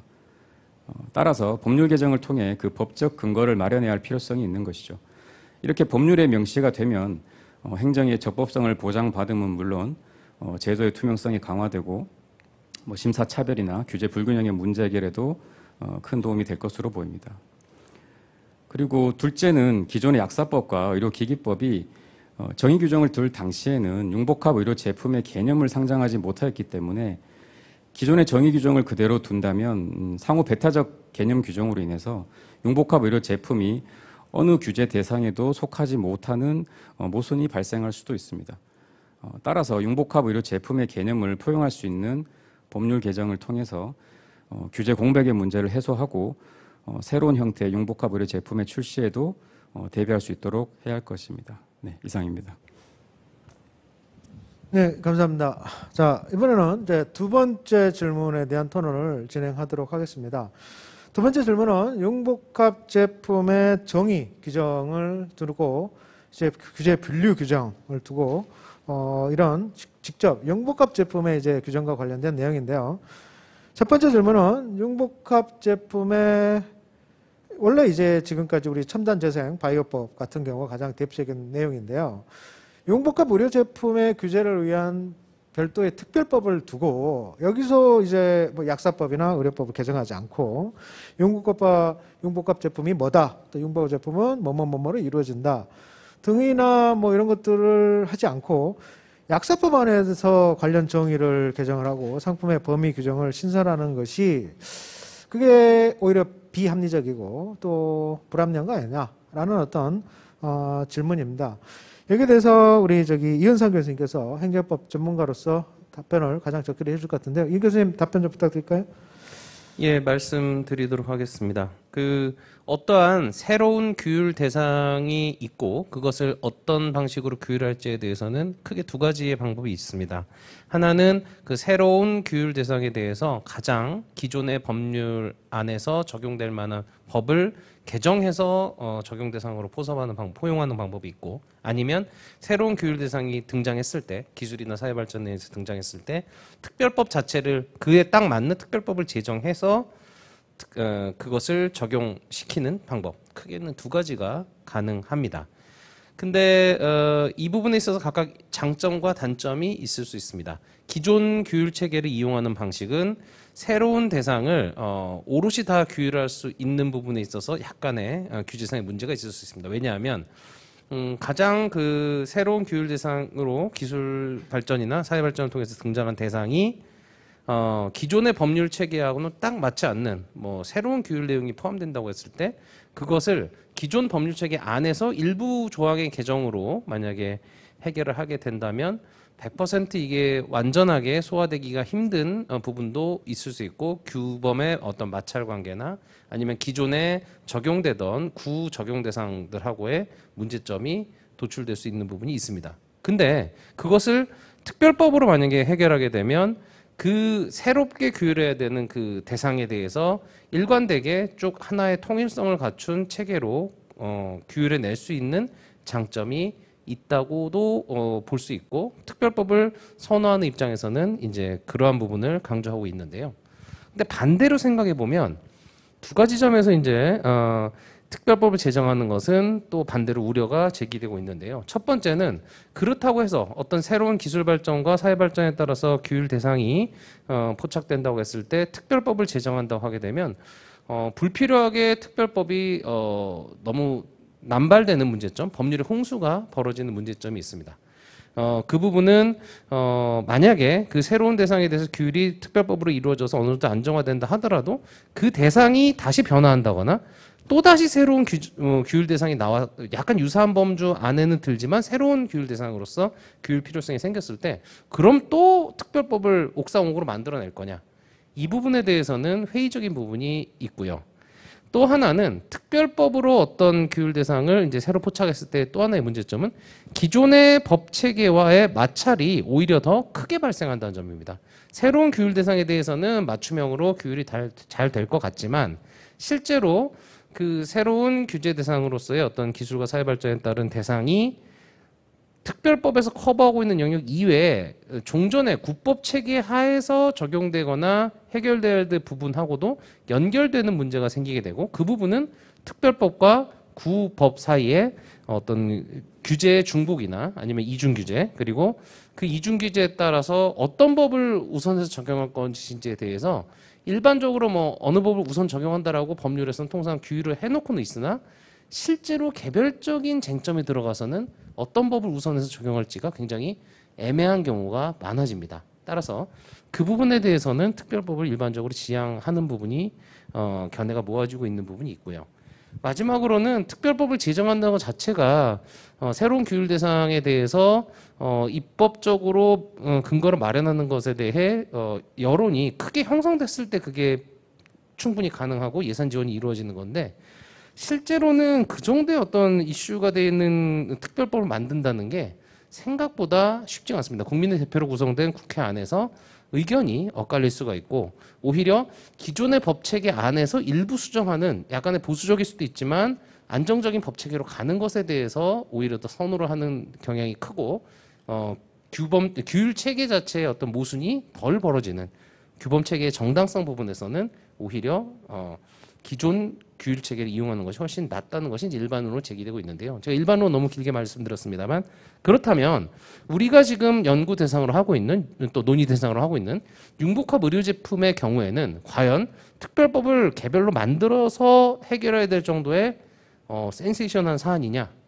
지금 아까 온라인상의 질문에서 나왔지만 융복합 의료 제품 자체는 그런 차원의 문제라기보다는 세상에서 없던 새로운 것이 나왔다라기보다는 이미 어느 하나의 규율로서 이미 규율이 이루어지고 있는 형태입니다. 다만 문제는 아까 오성환 교수님 발표 내용에서 나왔지만 주작용 방식으로 인해서 분류가 이루어진 이후에 나머지 구성 성분에 대한 안전성이나 유효성 검증이라는 보충적인 어떤 그 규율이 함께 이루어지도록 하는 것까지만 어떤 규율 목적을 이루어낸다면 그걸로 충분하지 어떤 특별법까지 제정을 해서 과연 나아가야 될 사안이냐. 또 하나는 아까 일반론을 말씀드렸던 특별법이 제정됐을 때의 규율 체계의 모순이나 중복, 이중 규제 문제의 위험까지도 안고 특별법을 제정하는 것이 타당한 것인가에 대해서는 저는 그렇게 생각하지 않습니다. 특히 지금 현재 시판대에서 운영되고 있는 융복합 의료제품 중에서의 상당 부분은 의약품 쪽에서의 작용 양식으로 그 분류가 돼서 시판되는 것이 많은데요. 그러한 것에 대해서 의료제품의 안전성과 유효성 검증이 기본적으로 의료제품의 안전성, 유효성 기준이 검증이 기본적으로 이루어지는 것의 가장 일반법적인 형태는 약사법이 되겠고 지금 아까 말씀 주신 첨단재생바이오법에서도 사실상 약사법 개념을 중심으로 해서 그 기본 규제 체계 틀을 전제로 해서 필요한 범위의 새로운 규율을 하고 있을 뿐입니다. 이러한 관점에서 접근해 본다면 결국은 약사법 안에서 관련 규정 중에 융복합 의료 제품을 포섭할 수 있는 포함해서 적용될 수 있는 정의 규정의 일부 개정과 그 다음에 범위 규정 그리고 규율 내용을 일부 개정하는 것이 훨씬 더 규율 체계 정합성의 면이나 규율 방식 그리고 또 실무상 적용의 혼란을 가장 최소화할 수 있는 방법이 아닐까라고 생각을 하고 있습니다. 예, 이상입니다. 네, 말씀 감사합니다. 자, 두 번째 질문은요. 융복합 의료 제품을 법령에 규정을 할 때 미국 같은 경우는 이제 융복합 제품은 뭐 단일체, 합포장, 동시 사용 제품을 말한다 이렇게 나열을 하고 있는데 한국에도 역시 규정을 한다 그러면 동일한 방식으로 이제 규정을 하게 될 겁니다. 그때 과연 미국과 동일하게 동시 사용 제품을 융복합 상품으로 명시를 해서 융복합 상품으로 인허가를 신청할 수 있도록 하는 것이 타당한지 여부에 대한 이야기입니다. 이 동시 사용 제품에 대한 그 융복합 상품이냐 아니냐 여부에서는 찬반이 상당히 미국에서 많이 벌어져 있고 EU 같은 경우는 동시 사용 제품은 융복합 상품으로 사실상 취급을 하지 않는 것 같습니다만 여러 가지 의료기기를 제조하는 어떤 기술 혁신의 촉진 측면이라든지 또 반대하는 측면도 있고 여러 가지 문제가 사실은 논의가 미국에서는 많이 되고 있어서 미국의 어떤 관련 규정에 가장 잘 익숙하신 우리 강경훈 대표님께서 말씀을 주시면 감사하겠습니다. 예, 중요한 융복합 의료 제품에 대한 논의를 계속 드리고 있고요. 이런 중요한 질문들을 토론에 앞서서 먼저 이런 논의를 하게 된 배경에 대해서 한번 같이 살펴드리고 싶습니다. 법률적인 이런 제정의 배경을 보시면 대한민국의 경우에 성문법을 기초로 법령이 제정되고 시행되고 있는 것을 아실 수가 있습니다. 제가 미국에서 융복합 의료 제품들을 세계적으로 가장 최초로 도입한 글로벌 제조사들에서 제가 13년 동안 FDA 부장으로 일을 했었는데요. 미국의 경우에는 아시다시피 이런 법령의 제정이 성문법이 아닌 이제 판례를 근거로 하고 있습니다. 산업에서 어떻게 적절하게 그리고 그 법령의 당사자들이 다 합리적으로 받아들일 수 있는 차원에서 조율들이 이루어지고 있고요. 그랬을 때 융복합 의료 제품이라는 것에 대한 어떤 정의라든지 융복합 의료 제품에 대한 논의를 너무 특별한 의료기기나 의약품으로 간주하지 않는 게 적절하겠다라는 제 견해입니다. 의료기기에만 보셨을 때에도 체외 진단 의료기기, 그리고 소프트웨어 디지털 헬스케어 의료기기, 멸균 의료기기, 비멸균 의료기기 여러 종류들이 있는데요. FDA, 미국 FDA도 마찬가지고 대한민국의 식품의약품안전처도 현재까지는 의료기기의 각 분류 체계별로 별도의 법령이라든지 규정들을 공식화하고 있지는 않습니다. 그것이 의료기기 산업 면에서도 제가 회사를 이끌면서 지금까지 국내에 100여 개의 의료기기 제조사들과 제약사, 상장, 비상장사, 경영진 분들과 일을 하고 있는데요. 상당수의 이제 현장에서 산업에서 업계에 계신 분들이 식품의약품안전처의 의료기기법이라든지 이 의약품 규정에 대해서 내용을 잘 잘 알고 있지 못하는 경우가 많습니다. 그랬을 때 이런 융복합 의료 제품에 대한 어떤 개정이라든지 현재 의료기기법, 약사법의 전면적인 개정이라든지 특별법의 제정은 기존의 의료기기 이런 제품들을 만드는 산업에 있는 분들에게 혼선을 초래할 수 있다는 좀 신중한 제 판단이고요. 지금 일단 그 말씀을 먼저 드리고 동시 사용 제품 같은 경우에도 지금 이제 동시 사용 제품에 대해서는 제품이 이제 분리되어서 포장되어서 동시 사용될 경우에 우선 미국 FDA에서는 이제 의료기기의 경우에 약품과 동시 사용된다고 한다면 그 허가되는 그 의약품을 이제 FDA 드럭 마스터 파일이 되는데요. 명시할 수 있도록 함으로써 그 이제 분리되는 제품이 굳이 그 융복합 의료 제품으로 구분되기보다는 이제 그 크로스 레퍼런스라고 하죠. 정확하게 명시함으로써 사용을 허용해주고 있습니다. 그래서 그런 부분이 있고, 그래서 결국은 이 융복합 의료 제품에 대한 접근이 당사자, 결국은 식약처의 심사자분들과 그리고 산업에 종사하시는 분들의 입장들, 식약처에서는 이제 행정 체제의 효율성이 있을 것이고 산업계에서는 어떻게 하면 인허가를 효율적으로 취득할 수 있는지 이 부분에 대한 고려와 함께 진행이 되었으면 좋겠습니다. 감사합니다. 네, 말씀 감사합니다. 이와 관련해서 현장 질문이 좀 올라와 있는데요. 융복합 의료 제품의 융복합이라는 용어의 개념 범위가 궁금하다. 특히 융합과 복합의 차이점이 무엇인지에 대한 질문을 주시고 계십니다. 자, 이와 관련해서 우리 인허가 관련해 직접 참여하시는 우리 조철은 변호사님께서 한번 답변을 주시면 감사하겠습니다. 네, 말씀드리도록 하겠습니다. 그 융복합이라는 용어의 개념 범위가 궁금하다고 하셨고 융합과 복합의 차이점이 어떤지를 물어보신 것 같습니다.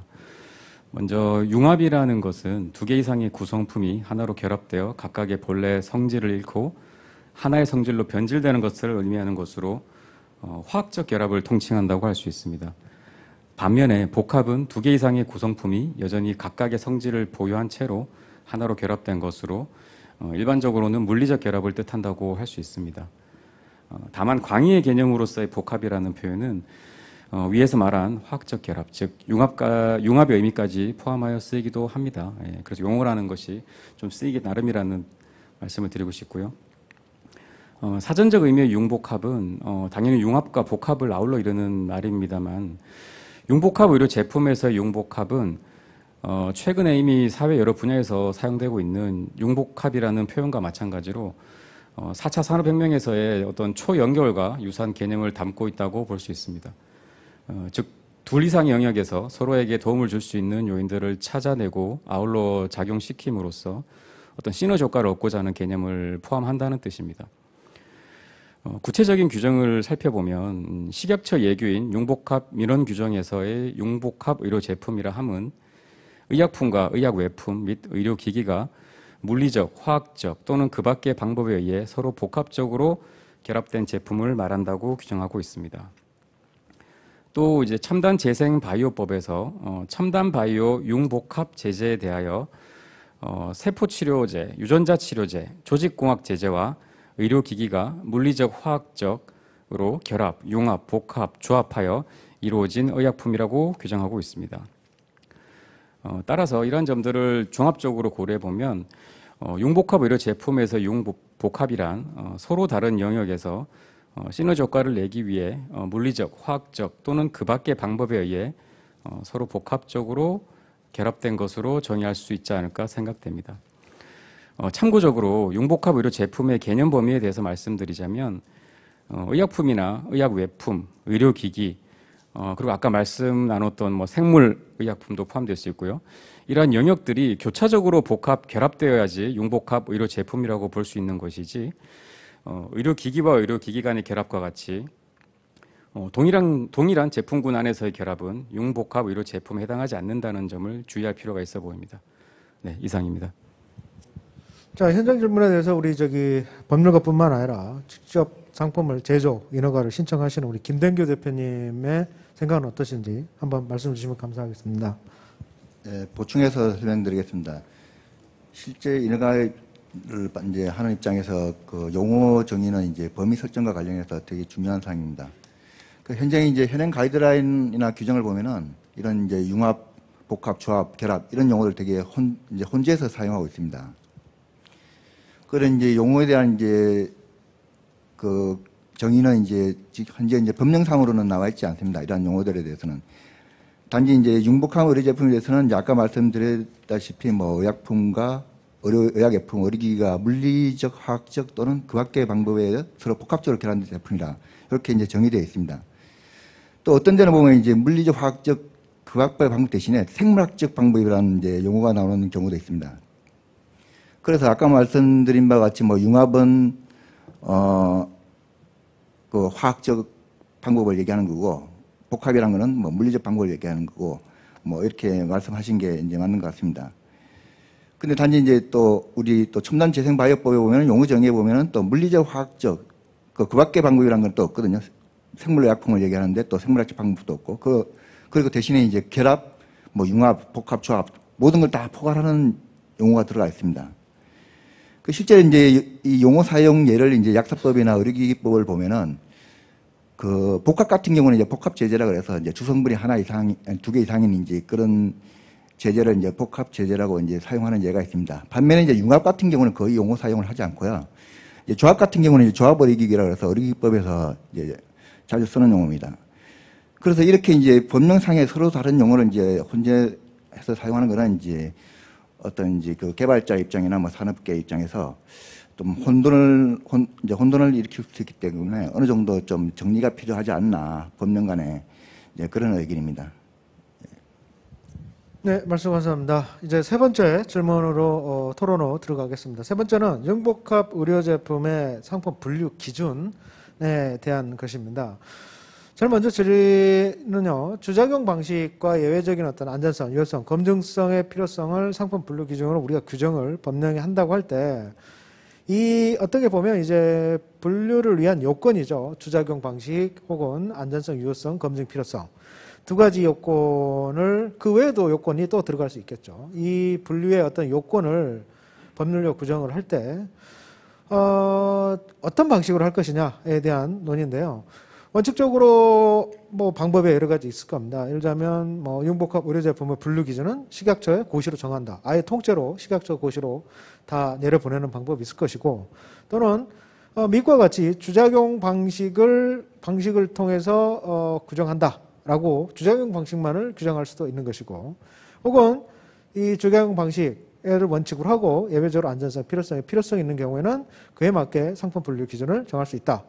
라고 식약처의 고시를 이렇게 방법을 달리할 수가 있는데, 법률의 위임 방식을 마찬가지로 시행령을 거치지 않고 식약처가 직접 이와 같이 고시를 제정하도록 하는 것이 법률가들의 입장에서는 사실은 비판이 많은 게 사실인데요.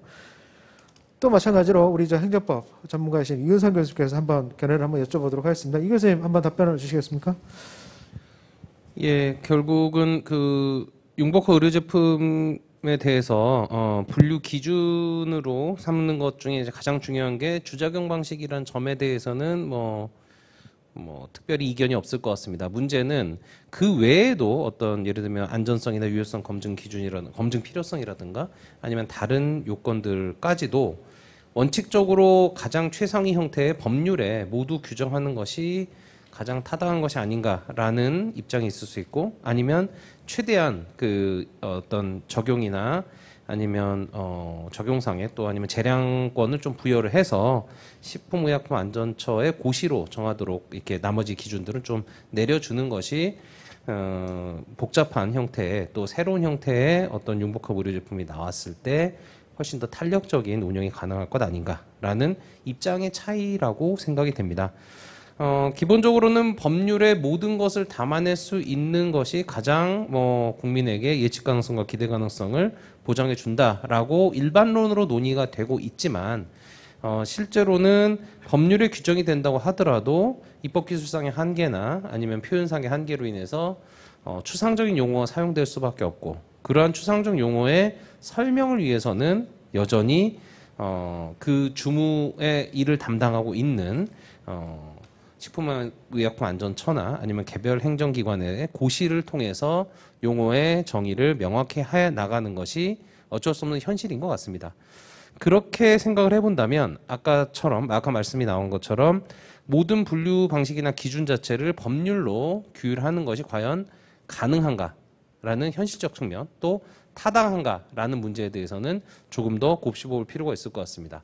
법률로 규정하면 가장 좋다라는 것은 어찌 보면 입법 형식 자체 중에 가장 완전한 형태로 가는 것이 맞지 않겠는가라는 장점이 될 수도 있지만, 다른 한편으로는 법률에 규정을 했을 때 기술이나 사회 발전이 이루어짐으로 인해서 융복합 의료제품의 분류 기준을 만약에 어떤 새로운 것을 하나 추가를 해야 되겠다라는 상황이 벌어진다 하더라도 국회에서 정한 법률 자체를 개정을 해야 되는 문제가 벌어지게 되는데, 실제로 지금 그냥 일반적인 시사적인 쟁점으로도 보셔도 알겠지만 가장 필요한 민생 법률조차도 국회에서 여야가 충돌을 하게 되거나 하게 되면 처리가 되지 않고 계속 지연이 되거나 회기가 종료될 때까지도 해결이 되지 않아서 폐기가 되는 경우까지도 보실 수가 있습니다.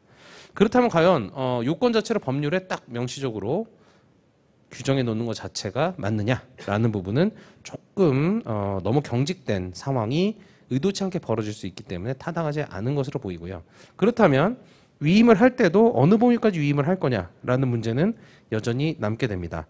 그랬을 때 법률로 규정할 사항과 고시로 내려서 위임을 줘서 규정할 사항 자체가 과연 정답으로 딱 단선적으로 분류될 수 있는 것은 아니겠지만, 일흥의 어떤 비교법적인 사례를 보더라도 우리 오성환 교수님께서 발표해 주신 바와 같이 미국이나 EU 같은 주요 선진국 같은 경우에는 융복합 의료제품에 대한 분류 기준으로서 가장 선명한 기준 중에 하나로서 주작용 방식을 이제 법률 차원으로 규정을 해놓고, 나머지의 어떤 추가적인 고려 요소는 그 주된 업무를 담당하고 있는 행정청에게 재량을 부여해서 탄력적으로 규율할 수 있는 것으로 적용하고 있습니다. 우리나라의 경우도 보자면 법률을 가지고 가장 기본적인 기준을 삼는 것은 우리나라로 다를 바가 없겠고, 실제로 업계에서나 법률 규정을 적용하는 행정청 입장에서도 주작용 방식이라는 가장 심플하면서도 중요한 기준은 법률에 적용을 해놓되, 법률에 규정을 해놓음으로써 안정성을 기하되, 나머지 모든 사안이 다 안정성과 유효성 검증 필요성이 있는 것은 아니거든요.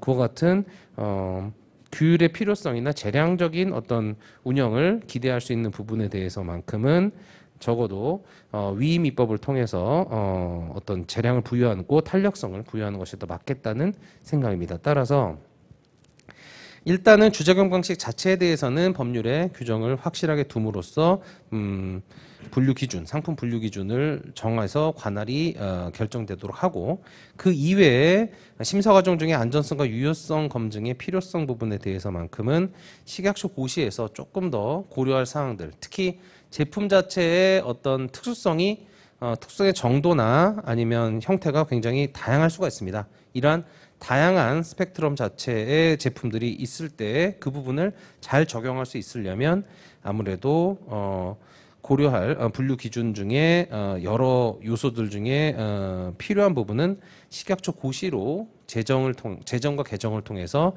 탄력적으로 규율을 하고, 현실적이면서도 실제적인 규율이 이루어질수록 할 필요성이 크다고 생각이 됩니다. 따라서 분류 기준 자체에 대해서는 법률에 정할 것은 정하고, 나머지 부분은 시행령으로 내린 형태에서 식약처 고시로 가든 아니면 바로 식약처 고시로 가든 어떠한 형태로든 위임 입법의 여지를 열어주고, 고시 제정 권한 자체에 대해서만큼, 제정과 개정 권한에 대해서만큼은 식품의약품안전처에 이러한 권한을 맡기도록 하는 것은 우리나라 현행 법률 유보의 원칙이나 아니면 법제도의 큰 틀에서는 바람직하고 또 타당한 형태가 아닐까 생각을 합니다. 예, 이상입니다. 네, 대표님 감사합니다. 자, 두 번째 질문은요. 약간 이거는 어떤 면에서는 좀 초보적인 질문, 뭐 아니면은 혹시 좀 다른 질문인다고 할 수 있는데요. 현재 이 융복합 의료 제품의 분류 기준인 주작용 방식은 1990년 미국의 SMDA에서 도입된 거고, 사실상 그 법은 이 융복합 제품을 신속하게 빨리 허가하자라는 게 사실은 주 목적이었거든요. 그래서 그 당시에 존재하는, 그 당시가 아니죠. 현재 존재하는 의료기기와 의료기기 규제체계와 또 의약품 규제체제 둘 중에 어느에 속하느냐, 또 생물의약품, 미국 같은 경우 생물의약품이 별도로 존재를 하니까 어느 규제체계를 따라가느냐를 빨리 설정을 해서 주관 부서가 이거를 주관을 해서, 안 그러면 서로 이제 이거는 의료기기가 섞여 있으니까 의료기기 부서에서 맞다, 서로 토싱을 하고 자꾸 계속 허가가 지연되기 때문에 법률에서 아예 그냥 못을 딱 박은 거죠. PMOA를 기준으로 규제기관을 정하고 규제를 한다라고 했기 때문에 우리가 주작용 방식을 분류 기준으로 채택하고 있는데, 꼭 이렇게 이거 이외에 원칙적으로 다른 어떤 독특한 장기적 관점에서 과연 이 상품의 안전성과 유효성 검증을 위해서 별도의 어떤 융복합 상품만을 위한 별도의 특별한 트랙을 만들어내는 것은 어떠냐라는 겁니다. 예를 들면 융복합 상품이 뭐 주작용이 뭐냐를 구분하지 않고 제일 먼저 융복합 상품 간 결합 정도가 어떠냐. 그래서 완전 결합이 된다라고 한다 그러면 사실은 보조 성분에 대한 별도의 다른 규제는 필요 없는 거죠. 또 완전 결합이 됐고 이게 의약품이다라고 한다 그러면 의약품의 일반적인 임상, 비임상을 거쳐서 하면 뭐 보조 성분을 별도로 규제할 필요가 전혀 없기 때문에 구성 성분 간 결합 정도, 그다음에 구성 성분의 결합 이후에 실질적으로 어떤 치료 기능에 기하는 정도, 뭐 이런 방식으로 새로운 분류 전차가 필요하지는 않은지에 대한 어떤 그 질문인데요. 이와 관련해서는 우리 그 미국의 현재 논의도 뭐 어떤 방식으로 진행되는지 잘 알고 계신 우리 강경원 대표님께서 한번 말씀을 해주시면 감사하겠습니다. 예, 감사합니다. 융복합 의료 제품의 분류 기준 제정에 대한 이제 질문입니다. 이 질문에 앞서서 의료기기와 의약품의 FDA와 식품약품안전처의 정의에 대해서 다시 한번 살펴볼 필요가 있는데요. FDA와 식품약품안전처에서 공통적으로 정의하고 있는 바는 의료기기의 경우에는 특정 질병, 질환을 완치, 치료, 예방, 진단을 함에 있어서 그 작용 기전이 물리적인 작용 방법으로 사용되는 기계나 기구, 장치, 물건, 물품들을 의료기기라고 정의를 하고 있고요. 앞에 서두가 비슷합니다. 특정 질환, 질병을 완치, 치료, 예방, 진단함에 있어서 화학적 작용, 양리적 작용으로 그 사용 목적을 달성하는 경우에는 의약품으로 정의가 되고 있습니다. 이에 따라서 이 의료기기와 의약품의 정의는 미국 FDA, 유럽 EU, EMA, 그리고 대한민국 식품의약품안전처 MFDS, 그리고 일본의 PMDA, 그리고 중국 NMPA, 이 모든 기관들이 공통적으로 정의 내리고 있는 기준이고, 그것을 근본적으로 분류할 때 체계가 보였을 때 이게 약품처럼 보이는지 의료기기인지가 아니라 이것이 사용 목적이 어떠한 방식으로 달성이 되느냐. 결국은 지금 논의하고 있는 핵심 내용인 이 주작용 방식에 연관이 됩니다. 그래서 글로벌 전 세계의 모든 인허가 기관들이 의약품과 의료기기를 분류를 함에 있어서 주작용 방식으로 분류를 하는 것에 대해서 단일화, 할모나이즈가 되어 있는 상황이죠. 그래서 그런 면에서 저는 특히 이제 의료기기 산업에서 제가 많은 기업의 대표님들과 또 한국의 의료기기 산업이 지금 현재 최근에 많이 발전을 하고 있습니다. 의료기기 산업이 식품의약품안전처 2021년도 통계에 의하면 7조 원대 국내 의료기기 시장이 이제 현재 9조 원대로 지금 여러 가지 코로나 어려운 악조건 속에서도 20% 이상 성장을 했고요. 그래서 이런 이제 의료기기나 제약사나 바이오 기업들에서 제일 이제 어려워하는 부분이 이런 인허가 규제에 대한 내용입니다. 그리고 이제 글로벌 이제 시대다 보니 대한민국에서만 허가를 받아서는 안 되고, 대한민국의 의료기기나 의약품 시장은 글로벌 시장의 2% 정도입니다. 미국 시장이 한 40%가 되고요. 다 이제 해외로 뻗어나가고 있는데, 그 기업들이 이런 제품을 융복합 의료 제품을 시장에 내놓기 위해서 대한민국의 시판을 준비하고 있고, 미국의 시판을 준비하고 있고, EU의 시판을 준비하고 있는 그런 기업들이 많이 있습니다. 그랬을 때 이 글로벌 규제들에 대한 면밀한 검토를 통해서 식품의약품안전처의 지금 현재 융복합 의료 제품에 대한 심사 제도는 제 개인적인 견해는 상당히 할모나이즈 되어 있다. 미국 FDA와 EU 체제의 선진국, 대한민국도 선진국이라고 할 수 있는데요. 선진국들의 심사 제도와 상당히 일치하고 있다고 저는 생각이 됩니다. 그리고 지금 이제 질문의 핵심인, 그렇다면 주작용 방식 외에 이제 안전성, 유효성 평가나 치료 효과를 이 분류를 함에 있어서 더 추가를 하는 부분, 이것도 아주 중요한 질문입니다.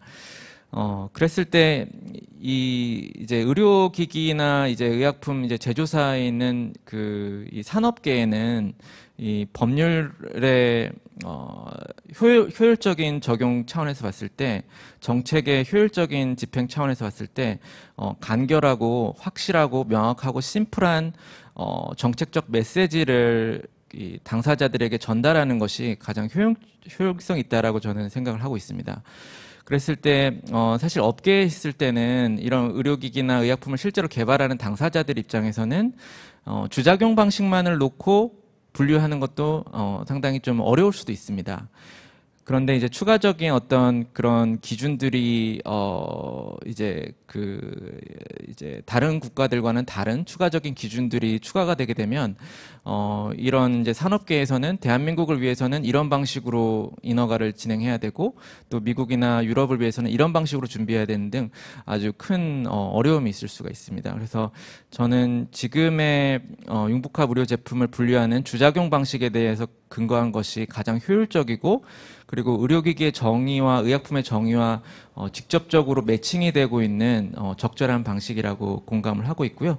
그래서 이 방식에서 보다 식품의약품안전처의 가이드라인을, 좀 더 명확한 가이드라인을 제시를 한다든지, 또는 그 업계, 산업계 의료기기나 의약품 제조사들과 식품의약품안전처의 심사자들과의 어떤 직접적인 현재 지금 진행되고 있는 사전 인허가 미팅을 보다 더 체계화시키고 심도 있게 진행될 수 있는 그런 그 구체적인 사안들을 정말 실무적으로 도울 수 있는 그런 방식의 접근이 좋지 않을까 생각하고 있습니다.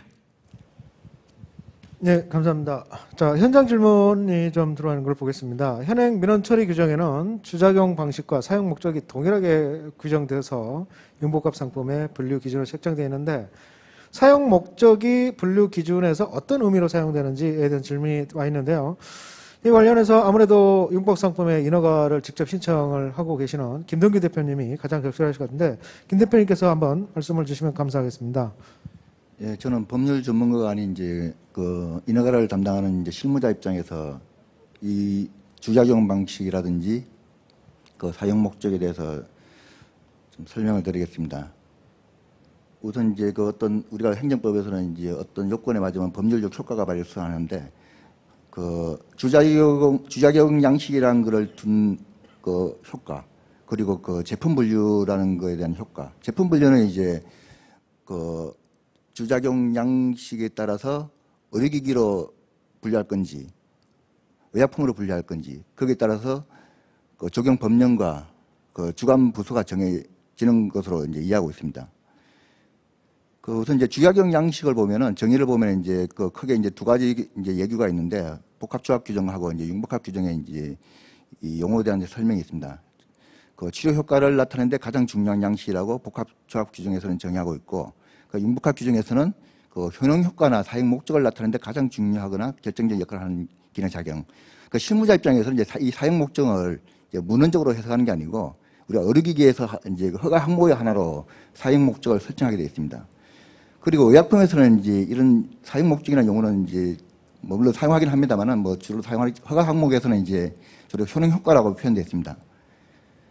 그래서 우리가 이제 그 민원인이 이제 작성해서 시약처 검토하는 융복합 의료제품 해당 여부 뭐 검토 신청서를 이제 살펴보면은 그 사용 목적을 효능 효과하고 이제 동등하게 같이 이제 사용하고 있습니다. 그리고 거기에 대해서 이제 주작용에 대해서는 이제 작용 기정, 작용 원리를 이제 이제 하도록 이제 하고 있으며 그 다음에 이제 해당되는 의약품을 그 민원인이 이제 의료기기에 해당되는지 의약품에 해당되는지 이제 체크 표시하도록 되어 있습니다. 그래서 이제 전체적으로 보면은 어떤 이제 사용 목적은 이제 의료기기에서의 사용 목적, 의약품에서의 효능과 동등한 개념으로 이제 사용하고 있고, 근데 이제 그 제품 분류의 이제 정의를 보면 또 어떻게 되어 있냐면은 이제 주작용의 판단 기준은 이제 사용 목적과 그 제품 기준은 이제 사용 목적이 약간 불분해야 되는데 그 사용 목적, 효능 효과, 주작용, 뭐 작용 기준 이런 걸 이제 대등하게 나열하면서 또 종합적으로 이들을 고려해서 제품 분류한다고 되어 있습니다. 그러니까 당초에 생각했던 우리가 이제 제품 분류를 하는 데 있어 가지고 주작용이 가장 중요한 항목이라 생각했는데 그게 아니고 주작용이나 뭐 그 효능 효과, 그 사용 목적을 이렇게 동등하게 또 나열하게 되어 있기 때문에 뭔가 민원인 입장에서는 이제 이게 좀 불분명하게 되어 있기 때문에 앞으로 좀 명확하게 이런 이제 위계관계라든지 이런 걸 좀 명확하게 설정할 필요가 있다는 이제 의견입니다. 마이크가. 예, 감사합니다. 법률 실무관이신 우리 조천혜 변호사님께서도 여기다 추가로 답변을 해주시면 감사하겠습니다. 네, 제가 추가로 몇 말씀 드리겠습니다. 먼저 미국에서는 융복합 의료 제품에 대하여 분류하는 기준은 PMO인데요. PMO는 의도한 치료 효과를 달성하기 위한 우선적 기능을 뜻하는 것으로 치료 효과, 효능에 그 초점을 맞추고 있는 것이 특징입니다. 우리나라 예규상의 이제 주작용 개념은 이제 효능 효과뿐만 아니라 사용 목적이라는 개념도 함께 고려한다는 점에서 미국의 PMO와는 다소 다른 면이 있습니다. 거기에 더하여 융복합 의료 제품에 대한 제품 분류를 함에 있어서는 그 고려 요소로 주작용뿐만 아니라 제품의 성상, 성분, 원재료, 사용 목적, 객관적인 사회인식 등등을 병렬적으로 나열하고 있습니다. 융복합 제품을 분류함에 있어서 이제 주작용 한 가지만을 기준으로 삼기에는 이제 곤란한 측면이 있다는 점에서 여러 기준을 나열하는 방식도 이제 충분히 이해가 가는 부분이긴 합니다. 그러나 고려 요소를 나열함에 있어서 적어도 뭐 우선적 기준과 이제 보완적 기준을 뭐 단계적으로 나누어 기술하는 편이 심사를 하는 측면이나 심사를 받는 측면 모두에게 명확성과 예측 가능성을 부여할 수 있지 않을까 이제 생각됩니다. 예를 들어 몇 단계 정도로 나누어서 우열 관계를 설정하는 것도 이제 가능해 보이는데요. 1단계 최우선적 기준으로 미국의 PMO와 같은 효능 효과에 대한 중요한 기능을 명시하고 2단계 우선 기준으로 사용 목적과 제품의 안전성에 대한 검증 필요성을 두고 기타 나머지 요소들을 부수적이고 보완적인 3단계 기준으로 삼는 방안도 고려해 볼 수 있을 것 같습니다. 질문해 주신 사용 목적이라는 기준은 우리 법원이 전통적으로 이제 약사법 위반 여부 등을 판단함에 있어서 중요한 고려 요소로 판단하고 있었다는 점, 그리고 전문가가 아닌 일반인의 보편적인 관점을 가장 잘 대변할 수 있는 기준이라는 점에서 중시할 요소라고 판단되고요. 또 제품의 안전성에 대한 검증 필요성이라는 기준은 그 어떤 제품들보다 인체에 미치는 영향이 큰 의료 제품의 특성을 감안할 때 다른 기타 요소들보다는 중요시되어야 한다고 판단해서 적어도 이 두 가지는 2단계 우선 기준 정도로는 삼아야 하지 않을까 하는 생각을 해보았습니다. 네, 이상입니다. 네, 답변 감사합니다. 이제 네 번째 질문에 대한 토론을 진행하도록 하겠습니다. 네 번째 질문은 융복합 의료제품에 부속된 구성 성분에 대한 안전성, 유효성 검증을 위한 어떤 근거 규정을 마련할 때 그 적절성 등에 대한 질문이라고 할 수가 있습니다.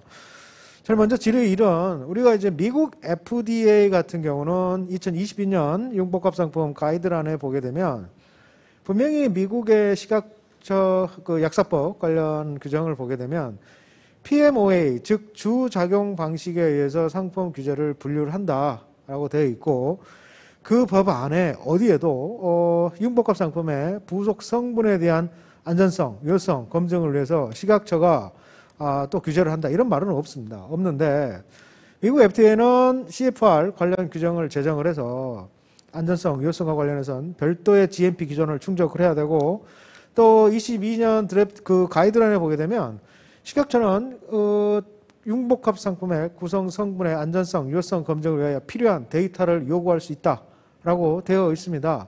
그러면서 근거를 뭐라고 드러나냐면 분명히 거기에 대한 구체적인 법은 없는데 미국의 이제 FDA 법에 보게 되면 아주 그 브로드하고 두리뭉실하게 미국의 FDA는 미국 국민의 보건상 안전을 보호할 책임이 있다라고 되어 있는데 따라 이 근거 규정에 의해서 우리는 부속 성분에 대한 안전성, 유효성 검증을 데이터를 요구할 수 있다라고 이렇게 각주로 이렇게 달아놨거든요. 자, 질의는 우리가 미국 FDA 같이 지금 제가 제안한 개정안에 보게 되면 구성 성분의 안전성, 유효성 검증을 위해서는 우리가 약사법상 융복합 관련 규정에 별도 규정을 둬야 된다고 하고 있는데 FDA처럼 굳이 별도의 입법 없이 한국의 식약처도 역시 국민의 건강과 안전성, 안전을 보호할 책임이 있으니까 융복합 의료제품에 부속된 구성 성분 각각의 안전성, 유효성 검증을 허가 조건으로 설정할 수 있는 거 아니냐라는 질문이 와 있습니다. 이와 관련해서 이현상 교수님께서 답변을 주시면 감사하겠습니다. 예, 말씀드려 보겠습니다. 한마디로 말씀을 드리면 지금 미국에서 운영되고 있는 법 체계, 미국에서 운영되고 있는 법의 운영 실태와 우리나라는 큰 차이가 있습니다. 사실은 금방 오승환 교수님께서도 사전 설명해 주신 바와 같이 일반적이고 추상적인 의무 조항이 하나만 있어도 미국은 일단 그 충분한 그 실제로 법을 적용하고 행정을 실행하는 행정청에게 엄청난 재량을 부여하고 있는 셈입니다. 그리고 관련된 재량의 근거 규정이 명확하지 않더라도 재량적으로 충분한 조치를 하거나 룰을 만들어내거나 이런 부분이 굉장히 자유롭게 구성되어 있는 반면에 우리나라는 영미법의 어떤 계통의 법률 체계 내지는 법률 문화와는 달리 대륙법계의 어떤 법률 체계와 문화를 가지고 있습니다. 다시 말해서 대륙법이라고는 이제 유럽 대륙을 전제로 한 것이고 그 중에서도 독일법의 영향을 많이 받은 형태이고요. 특히 그래서 해당 행정 입법의 효력 자체를 위법이냐 아니냐 또 적법성 여부나 아니면 효력 자체가 있냐 없냐 유효냐 무효냐를 다툼에 있어서 가장 중요한 심사 척도로 법원이나 헌법재판소에서 사용하는 것 중에 하나가 법률의 위임 근거, 명확한 법률상의 근거가 마련된 조치이냐 아니냐입니다. 법치행정의 가장 일반적인 형태 중에서도 법률 유보 원칙이라고 표현을 하고 있고요. 따라서 아무리 행정청에게 재량을 부여하는 것이라 하더라도 국회에서 국회의원들이 입법자가 해당 행정청에게 재량권을 행사할 수 있는 근거가 명확하게 법률로서 또 법률의 위임 근거에 따른 하부 규정까지 이어지는 엄격한 법률 유보의 형태를 요구하고 있는 것이 미국과 가장 큰 차이점입니다.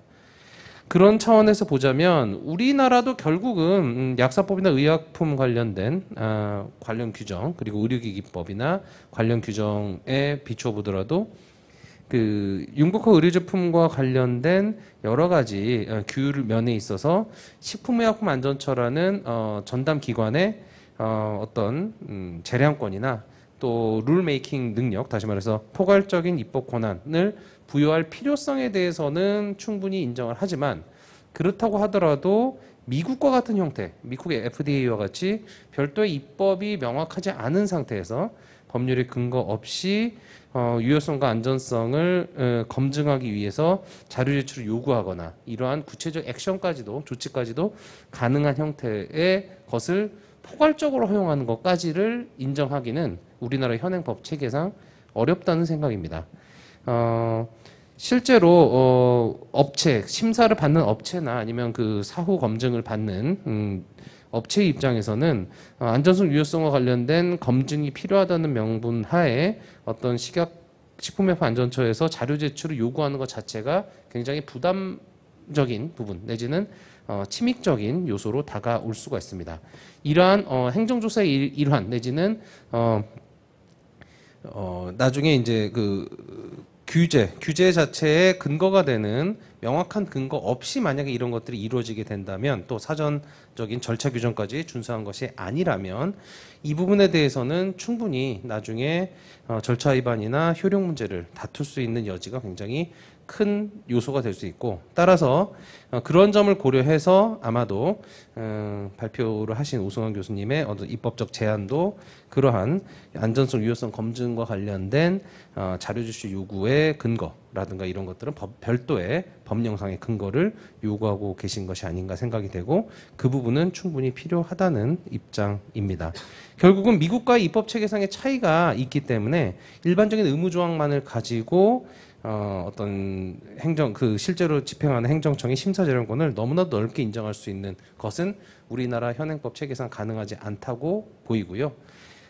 이러한 논란은 이제 참고로 말씀드리면 행정법에서도 보면 경찰이 예를 들면 경찰 권력을 발동하고 경찰이 조치를 취하는 것과 관련돼서도 일반적인 조항이 하나만 있으면 구체적인 것에 대해서는 규정이 없더라도 가능하다라고 보는 것이 이제 영미법계의 시각인 반면에 우리나라는 대륙법계 시각이 있기 때문에 명확한 하나하나에 예를 들면 사람을 데리고 오는 그 강제로 구인하는 장치라든가 아니면 어떠한 조사권을 발동하거나 각각의 경찰 작용별로 구체적인 근거 규정을 요구하고 있는 게 현실이거든요. 이렇게까지 경찰 적용하고는 조금 다른 성격이 있습니다만 이런 융복합 의료 제품에 있어서의 안전성 유효성 검증을 위한 자료 제출 요구와 같은 업계에 부담이 되는 부분에 대해서만큼은 명확한 법적 근거가 있어야 나중에도 소송 문제나 아니면 법 위반 문제가 발생하지 않을 것이라는 전제하에 입법안을 제시하고 구성하는 것이 타당하고 그런 차원에서는 오승환 교수님의 발표 내용에 동의를 하는 바입니다. 이상입니다. 네, 말씀 감사합니다. 계속 제 의견에 찬성을 해서 감사합니다만 조금 저는 전혀 여러 가지 논의는 있다는 가정을 아무튼 가능성은 전제를 하고 있습니다. 자, 두 번째의 질문은 융복합 의료제품 부속 구성 성분의 안전성 검증 규정의 제정 필요성 중에 사실은 어떤 면에서는 가장 중요하다고 할 수도 있는데요.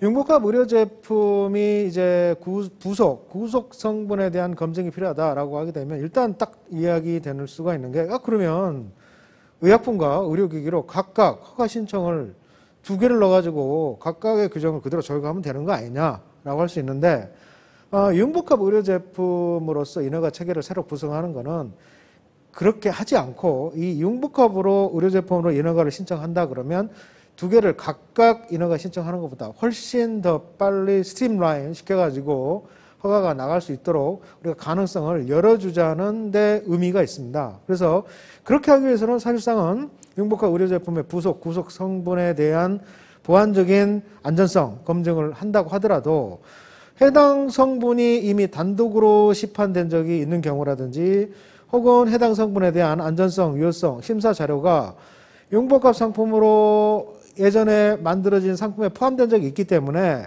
그 구성 성분에 대한 데이터 검증 자료를 사실은 좀 생략할 수 있는지 않느냐. 뭐 이런 어떤 그 요구가 있고 또 거기에 대해서도 미국 FDA 같은 경우도 굉장히 적극적으로 검토를 하고 있습니다. 그래서 한국에서도 사실은 이 규정이 만들어진다면 이 부속 구속 성분에 대한 안전성, 유효성 검증 과정에서 발생하는 상당한 그 신청인들의 부담을 어떻게 덜어줄 것이냐라는 이야기인데요. 일단 지르는 해당 성분이 이미 단독으로 시판된 경우가 있는데 이 단독으로 시판되면서 제출된 안전성, 유효성 심사 자료를 융복합 상품으로 결합된 그 구성 성분의 검증 자료로 동일하게 원용할 수 있느냐라는 질문입니다. 여기 대해서 뭐 당연히 미국에 관련된 실무를 가장 잘 하시는 우리 강경훈 대표님께서 말씀을 주시면 감사하겠습니다. 예, 이제 토론의 중반으로 들어가고 있는데요. 저는 의료기기 산업에서 제가 미국과 한국에서 15년 동안 이렇게 일해오면서 오늘처럼 법률 문화와 법률 체계 그리고 정책과 융복합 의료 제품에 대한 도입에 대해서 아주 총체적으로 토론을 또 진행해 보는 건 저도 처음인 것 같습니다. 그래서 진행을 도와주시고 계시는 오승환 교수님께 감사 말씀을 드립니다. 질문 내용에 대해서 지금 이제 안전성과 유효성에 대한 단어가 나왔습니다. 이 안전성과 유효성이라는 단어는 의료기기, 제약, 바이오 산업계에 계신 분들은 귀에 따갑도록 많이 들어오신 단어일 겁니다. 먼저는 안전성과 유효성에 대한 식품의약품안전처와 FDA 인허가 기관의 정의를 먼저 검토해 볼 필요가 있습니다. 의료기기가 사실상 융복합 의료제품으로 되는 경우들이 많이 있는데요. 의료기기 체제에서 안전성, 유효성 검사는 거의 대다수를 의료기기라고 할 수 있는 2등급 심사에서는 안전성, 유효성 검사가 이루어지지 않습니다. 안전성, 유효성 검사는 이제 식품의약품안전처에서는 특별히 4등급의 의료기기에 대해서 집중을 하고 있고요. 이 부분은 FDA와도 일맥상통하는 내용입니다.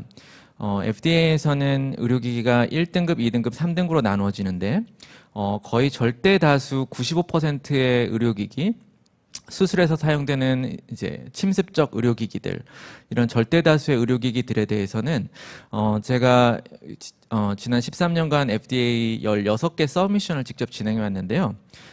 실수로 이제 안전성이라고 하면 영어로는 safety, 유효성이라고 하면 effectiveness가 되겠습니다. 이런 단어들이 2등급 심사에서 들어가기만 해도 FDA에서는 그런 단어들을 지워달라고 했습니다. 그래서 결국은 안전성, 유효성 심사는 대부분의 의료기기에 대해서는 진행을 하고 있지 않는 것이 지금 글로벌 식약처와 이제 그 FDA, 특별히 2등급 의료기기에 대해서 그렇게 심사를 하고 있습니다. 그 이유는 2등급 의료기기에 대해서는 식품의약품안전처도 그렇고 FDA도 그렇고 기허가 제품, 기허가되어서 이미 수술적으로 임상적으로 사용되어지고 있는 의료기기와의 동등 비교 심사로 진행을 합니다. 그래서 기존에 시판되었던 제품과 동등하다, 사용 목적이 동일하고 기술적인 원리들이 동등하다라고 한다면 안유 심사라고도 하죠. 이런 안유 심사, safety, effectiveness 심사를 거치지 않고 진행할 수 있다라는 것이 식품의약품안전처와 FDA의 할모나이즈된 입장이고요. 안유 심사는 그럼 언제 이루어지느냐? 안유 심사는 이제 의료기기의 4등급 그리고 의약품에 대해서 진행이 됩니다. 안유 심사라는 단어를 쓸 때 식품의약품안전처와 FDA에서 전제로 하고 있는 것이 그 심사를 진행하기 위해서는 임상적 데이터가 필요하다는 것입니다. 그래서 이 해당 의료기기, 의약품 또는 융복합 의료 제품이 환자에게 사용됐을 때, 국민 건강을 위해서 사용되었을 때 안전하게 환자의 안전성을 보장할 수 있고 그 사용 목적을 달성하는데 검증된 유효성을 갖추기 위해서는 그 환자에게 직접 진행한 임상시험 데이터가 요구가 되는 겁니다. 그런데 이제 업계에서도 잘 아시다시피 의료기기나 바이오 제약 회사에서 제일 비용이 많이 드는 것이 임상시험입니다. 그래서 임상시험을 준비하고 임상시험을 진행하는 것에 시간과 재원이 많이 투여가 됩니다. 그래서 이제 일반적으로 식약처나 FDA에서 요구하게 되는 안전성과 유효성에 대한 어떤 규정 자체는 임상시험 데이터를 제공을 전제로 하고 있기 때문에 지금 이런 부분에 대한 접근이 좀 신중해야 될 필요가 있다는 좀 말씀을 먼저 드리고 싶고요. 그래서 결국은 융복합 의료 제품 제 견해에는 다시 돌아와서 지금 현재 있는 의약품과 의료기기의 규정이 지금까지 산업에서 잘 적용이 되어 있고 또 보완적으로 필요한 부분들은 지금 이은상 교수님께서 설명해 주신 것처럼 FDA에서는 사실상 많은 재량권을 가지고 있는데요. 제가 융복합 의료 제품의 글로벌 기업에서 이제 일을 했었는데 여기에 이제 약물 방출형 스텐트를 개발을 했습니다. 그래서 이 약물 방출형 스텐트가 있었고 그리고 대동맥류에 적용되는 스텐트였는데요. 여기에서는 이제 스텐트가 이제 환자의 이제 삽입이 되게 되면은 그 혈관들이 다시 이제 패착되는 경우들이 있기 때문에 여기다 약품 이런 페클리텍실이라는 드럭 코팅을 하는 겁니다. 그런데 제가 이제 일을 했을 때 이제 매출액이 150조의 칼디널 헬스에 제가 매니저로 일을 했었고요.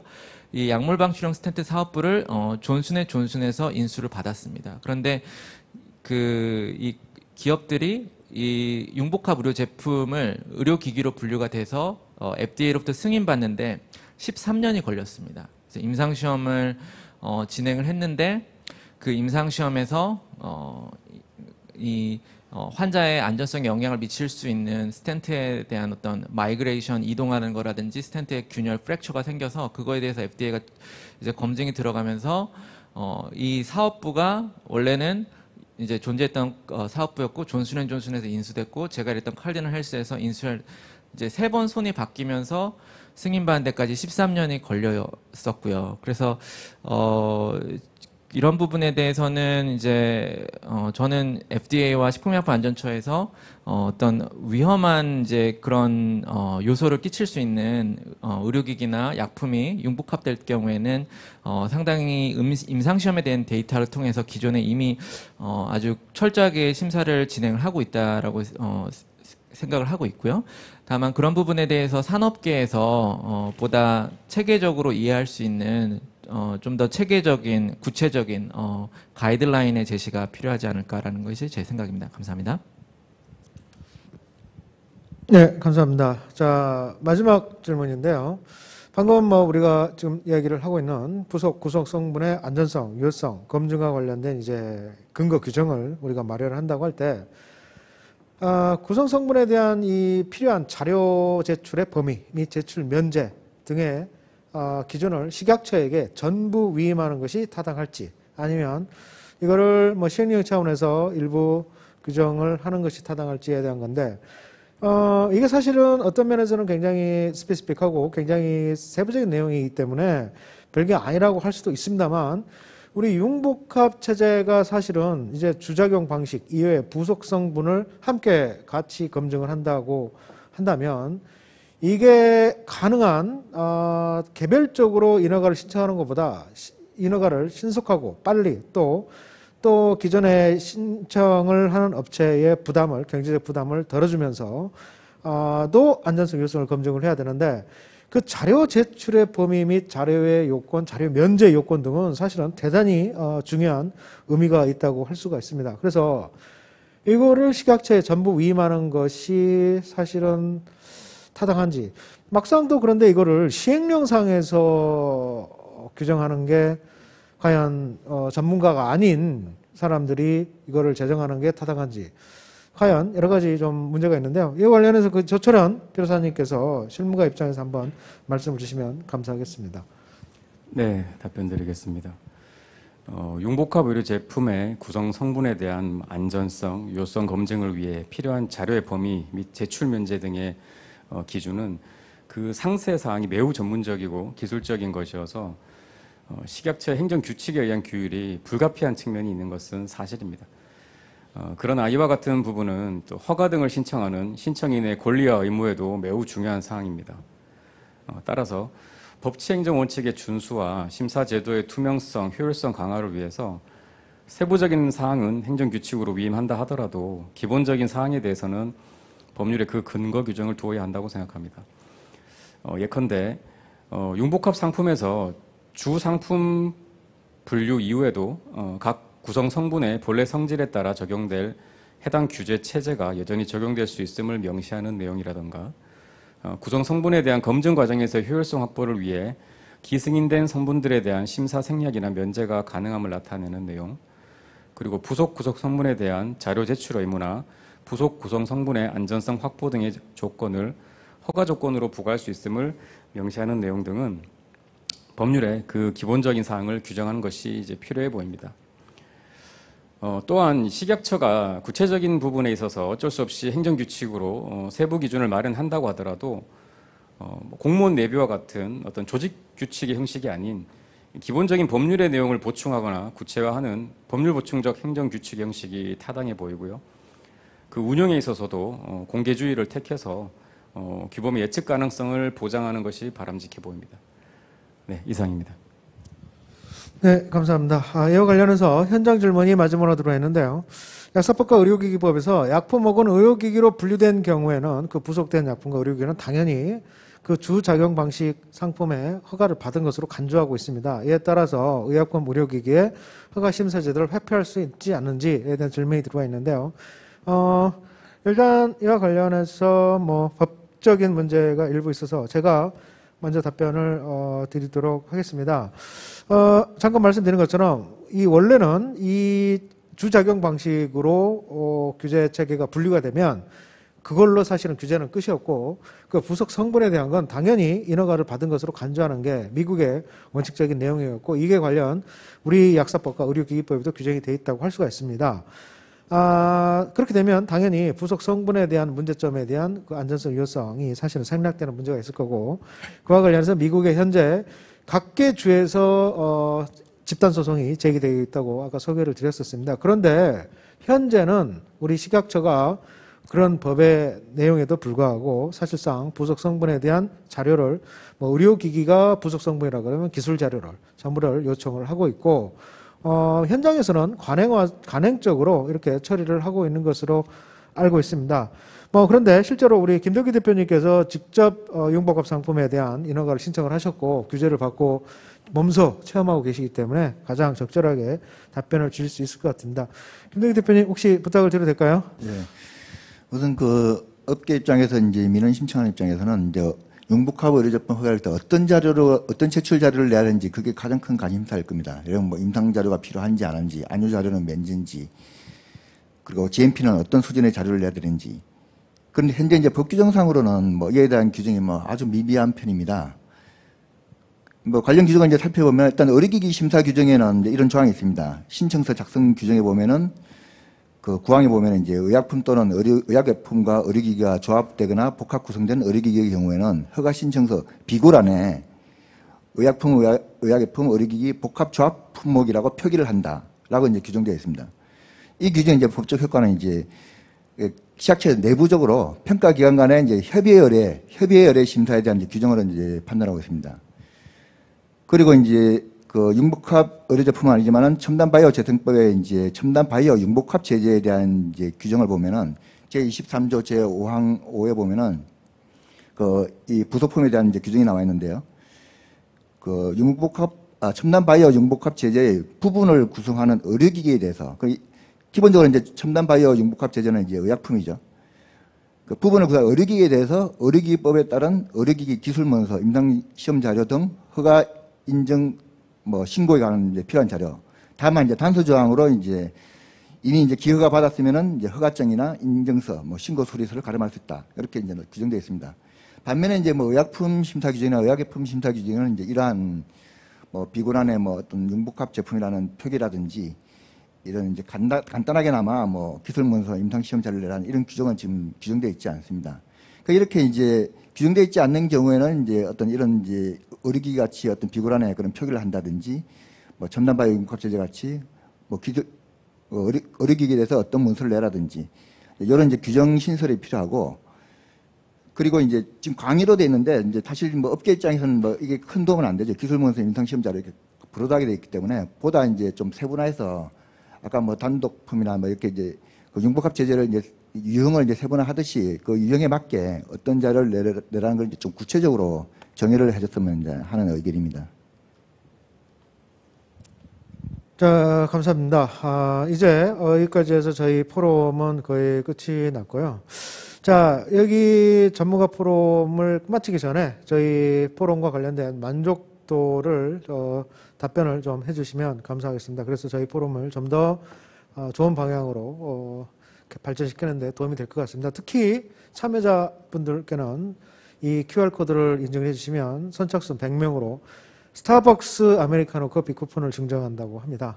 자, 그래서 많은 참가를 부탁드리겠습니다. 이것으로 제5차 융복합 의료제품 안전기술 전문가 포럼을 마치겠습니다. 끝까지 시청해 주셔서 감사합니다.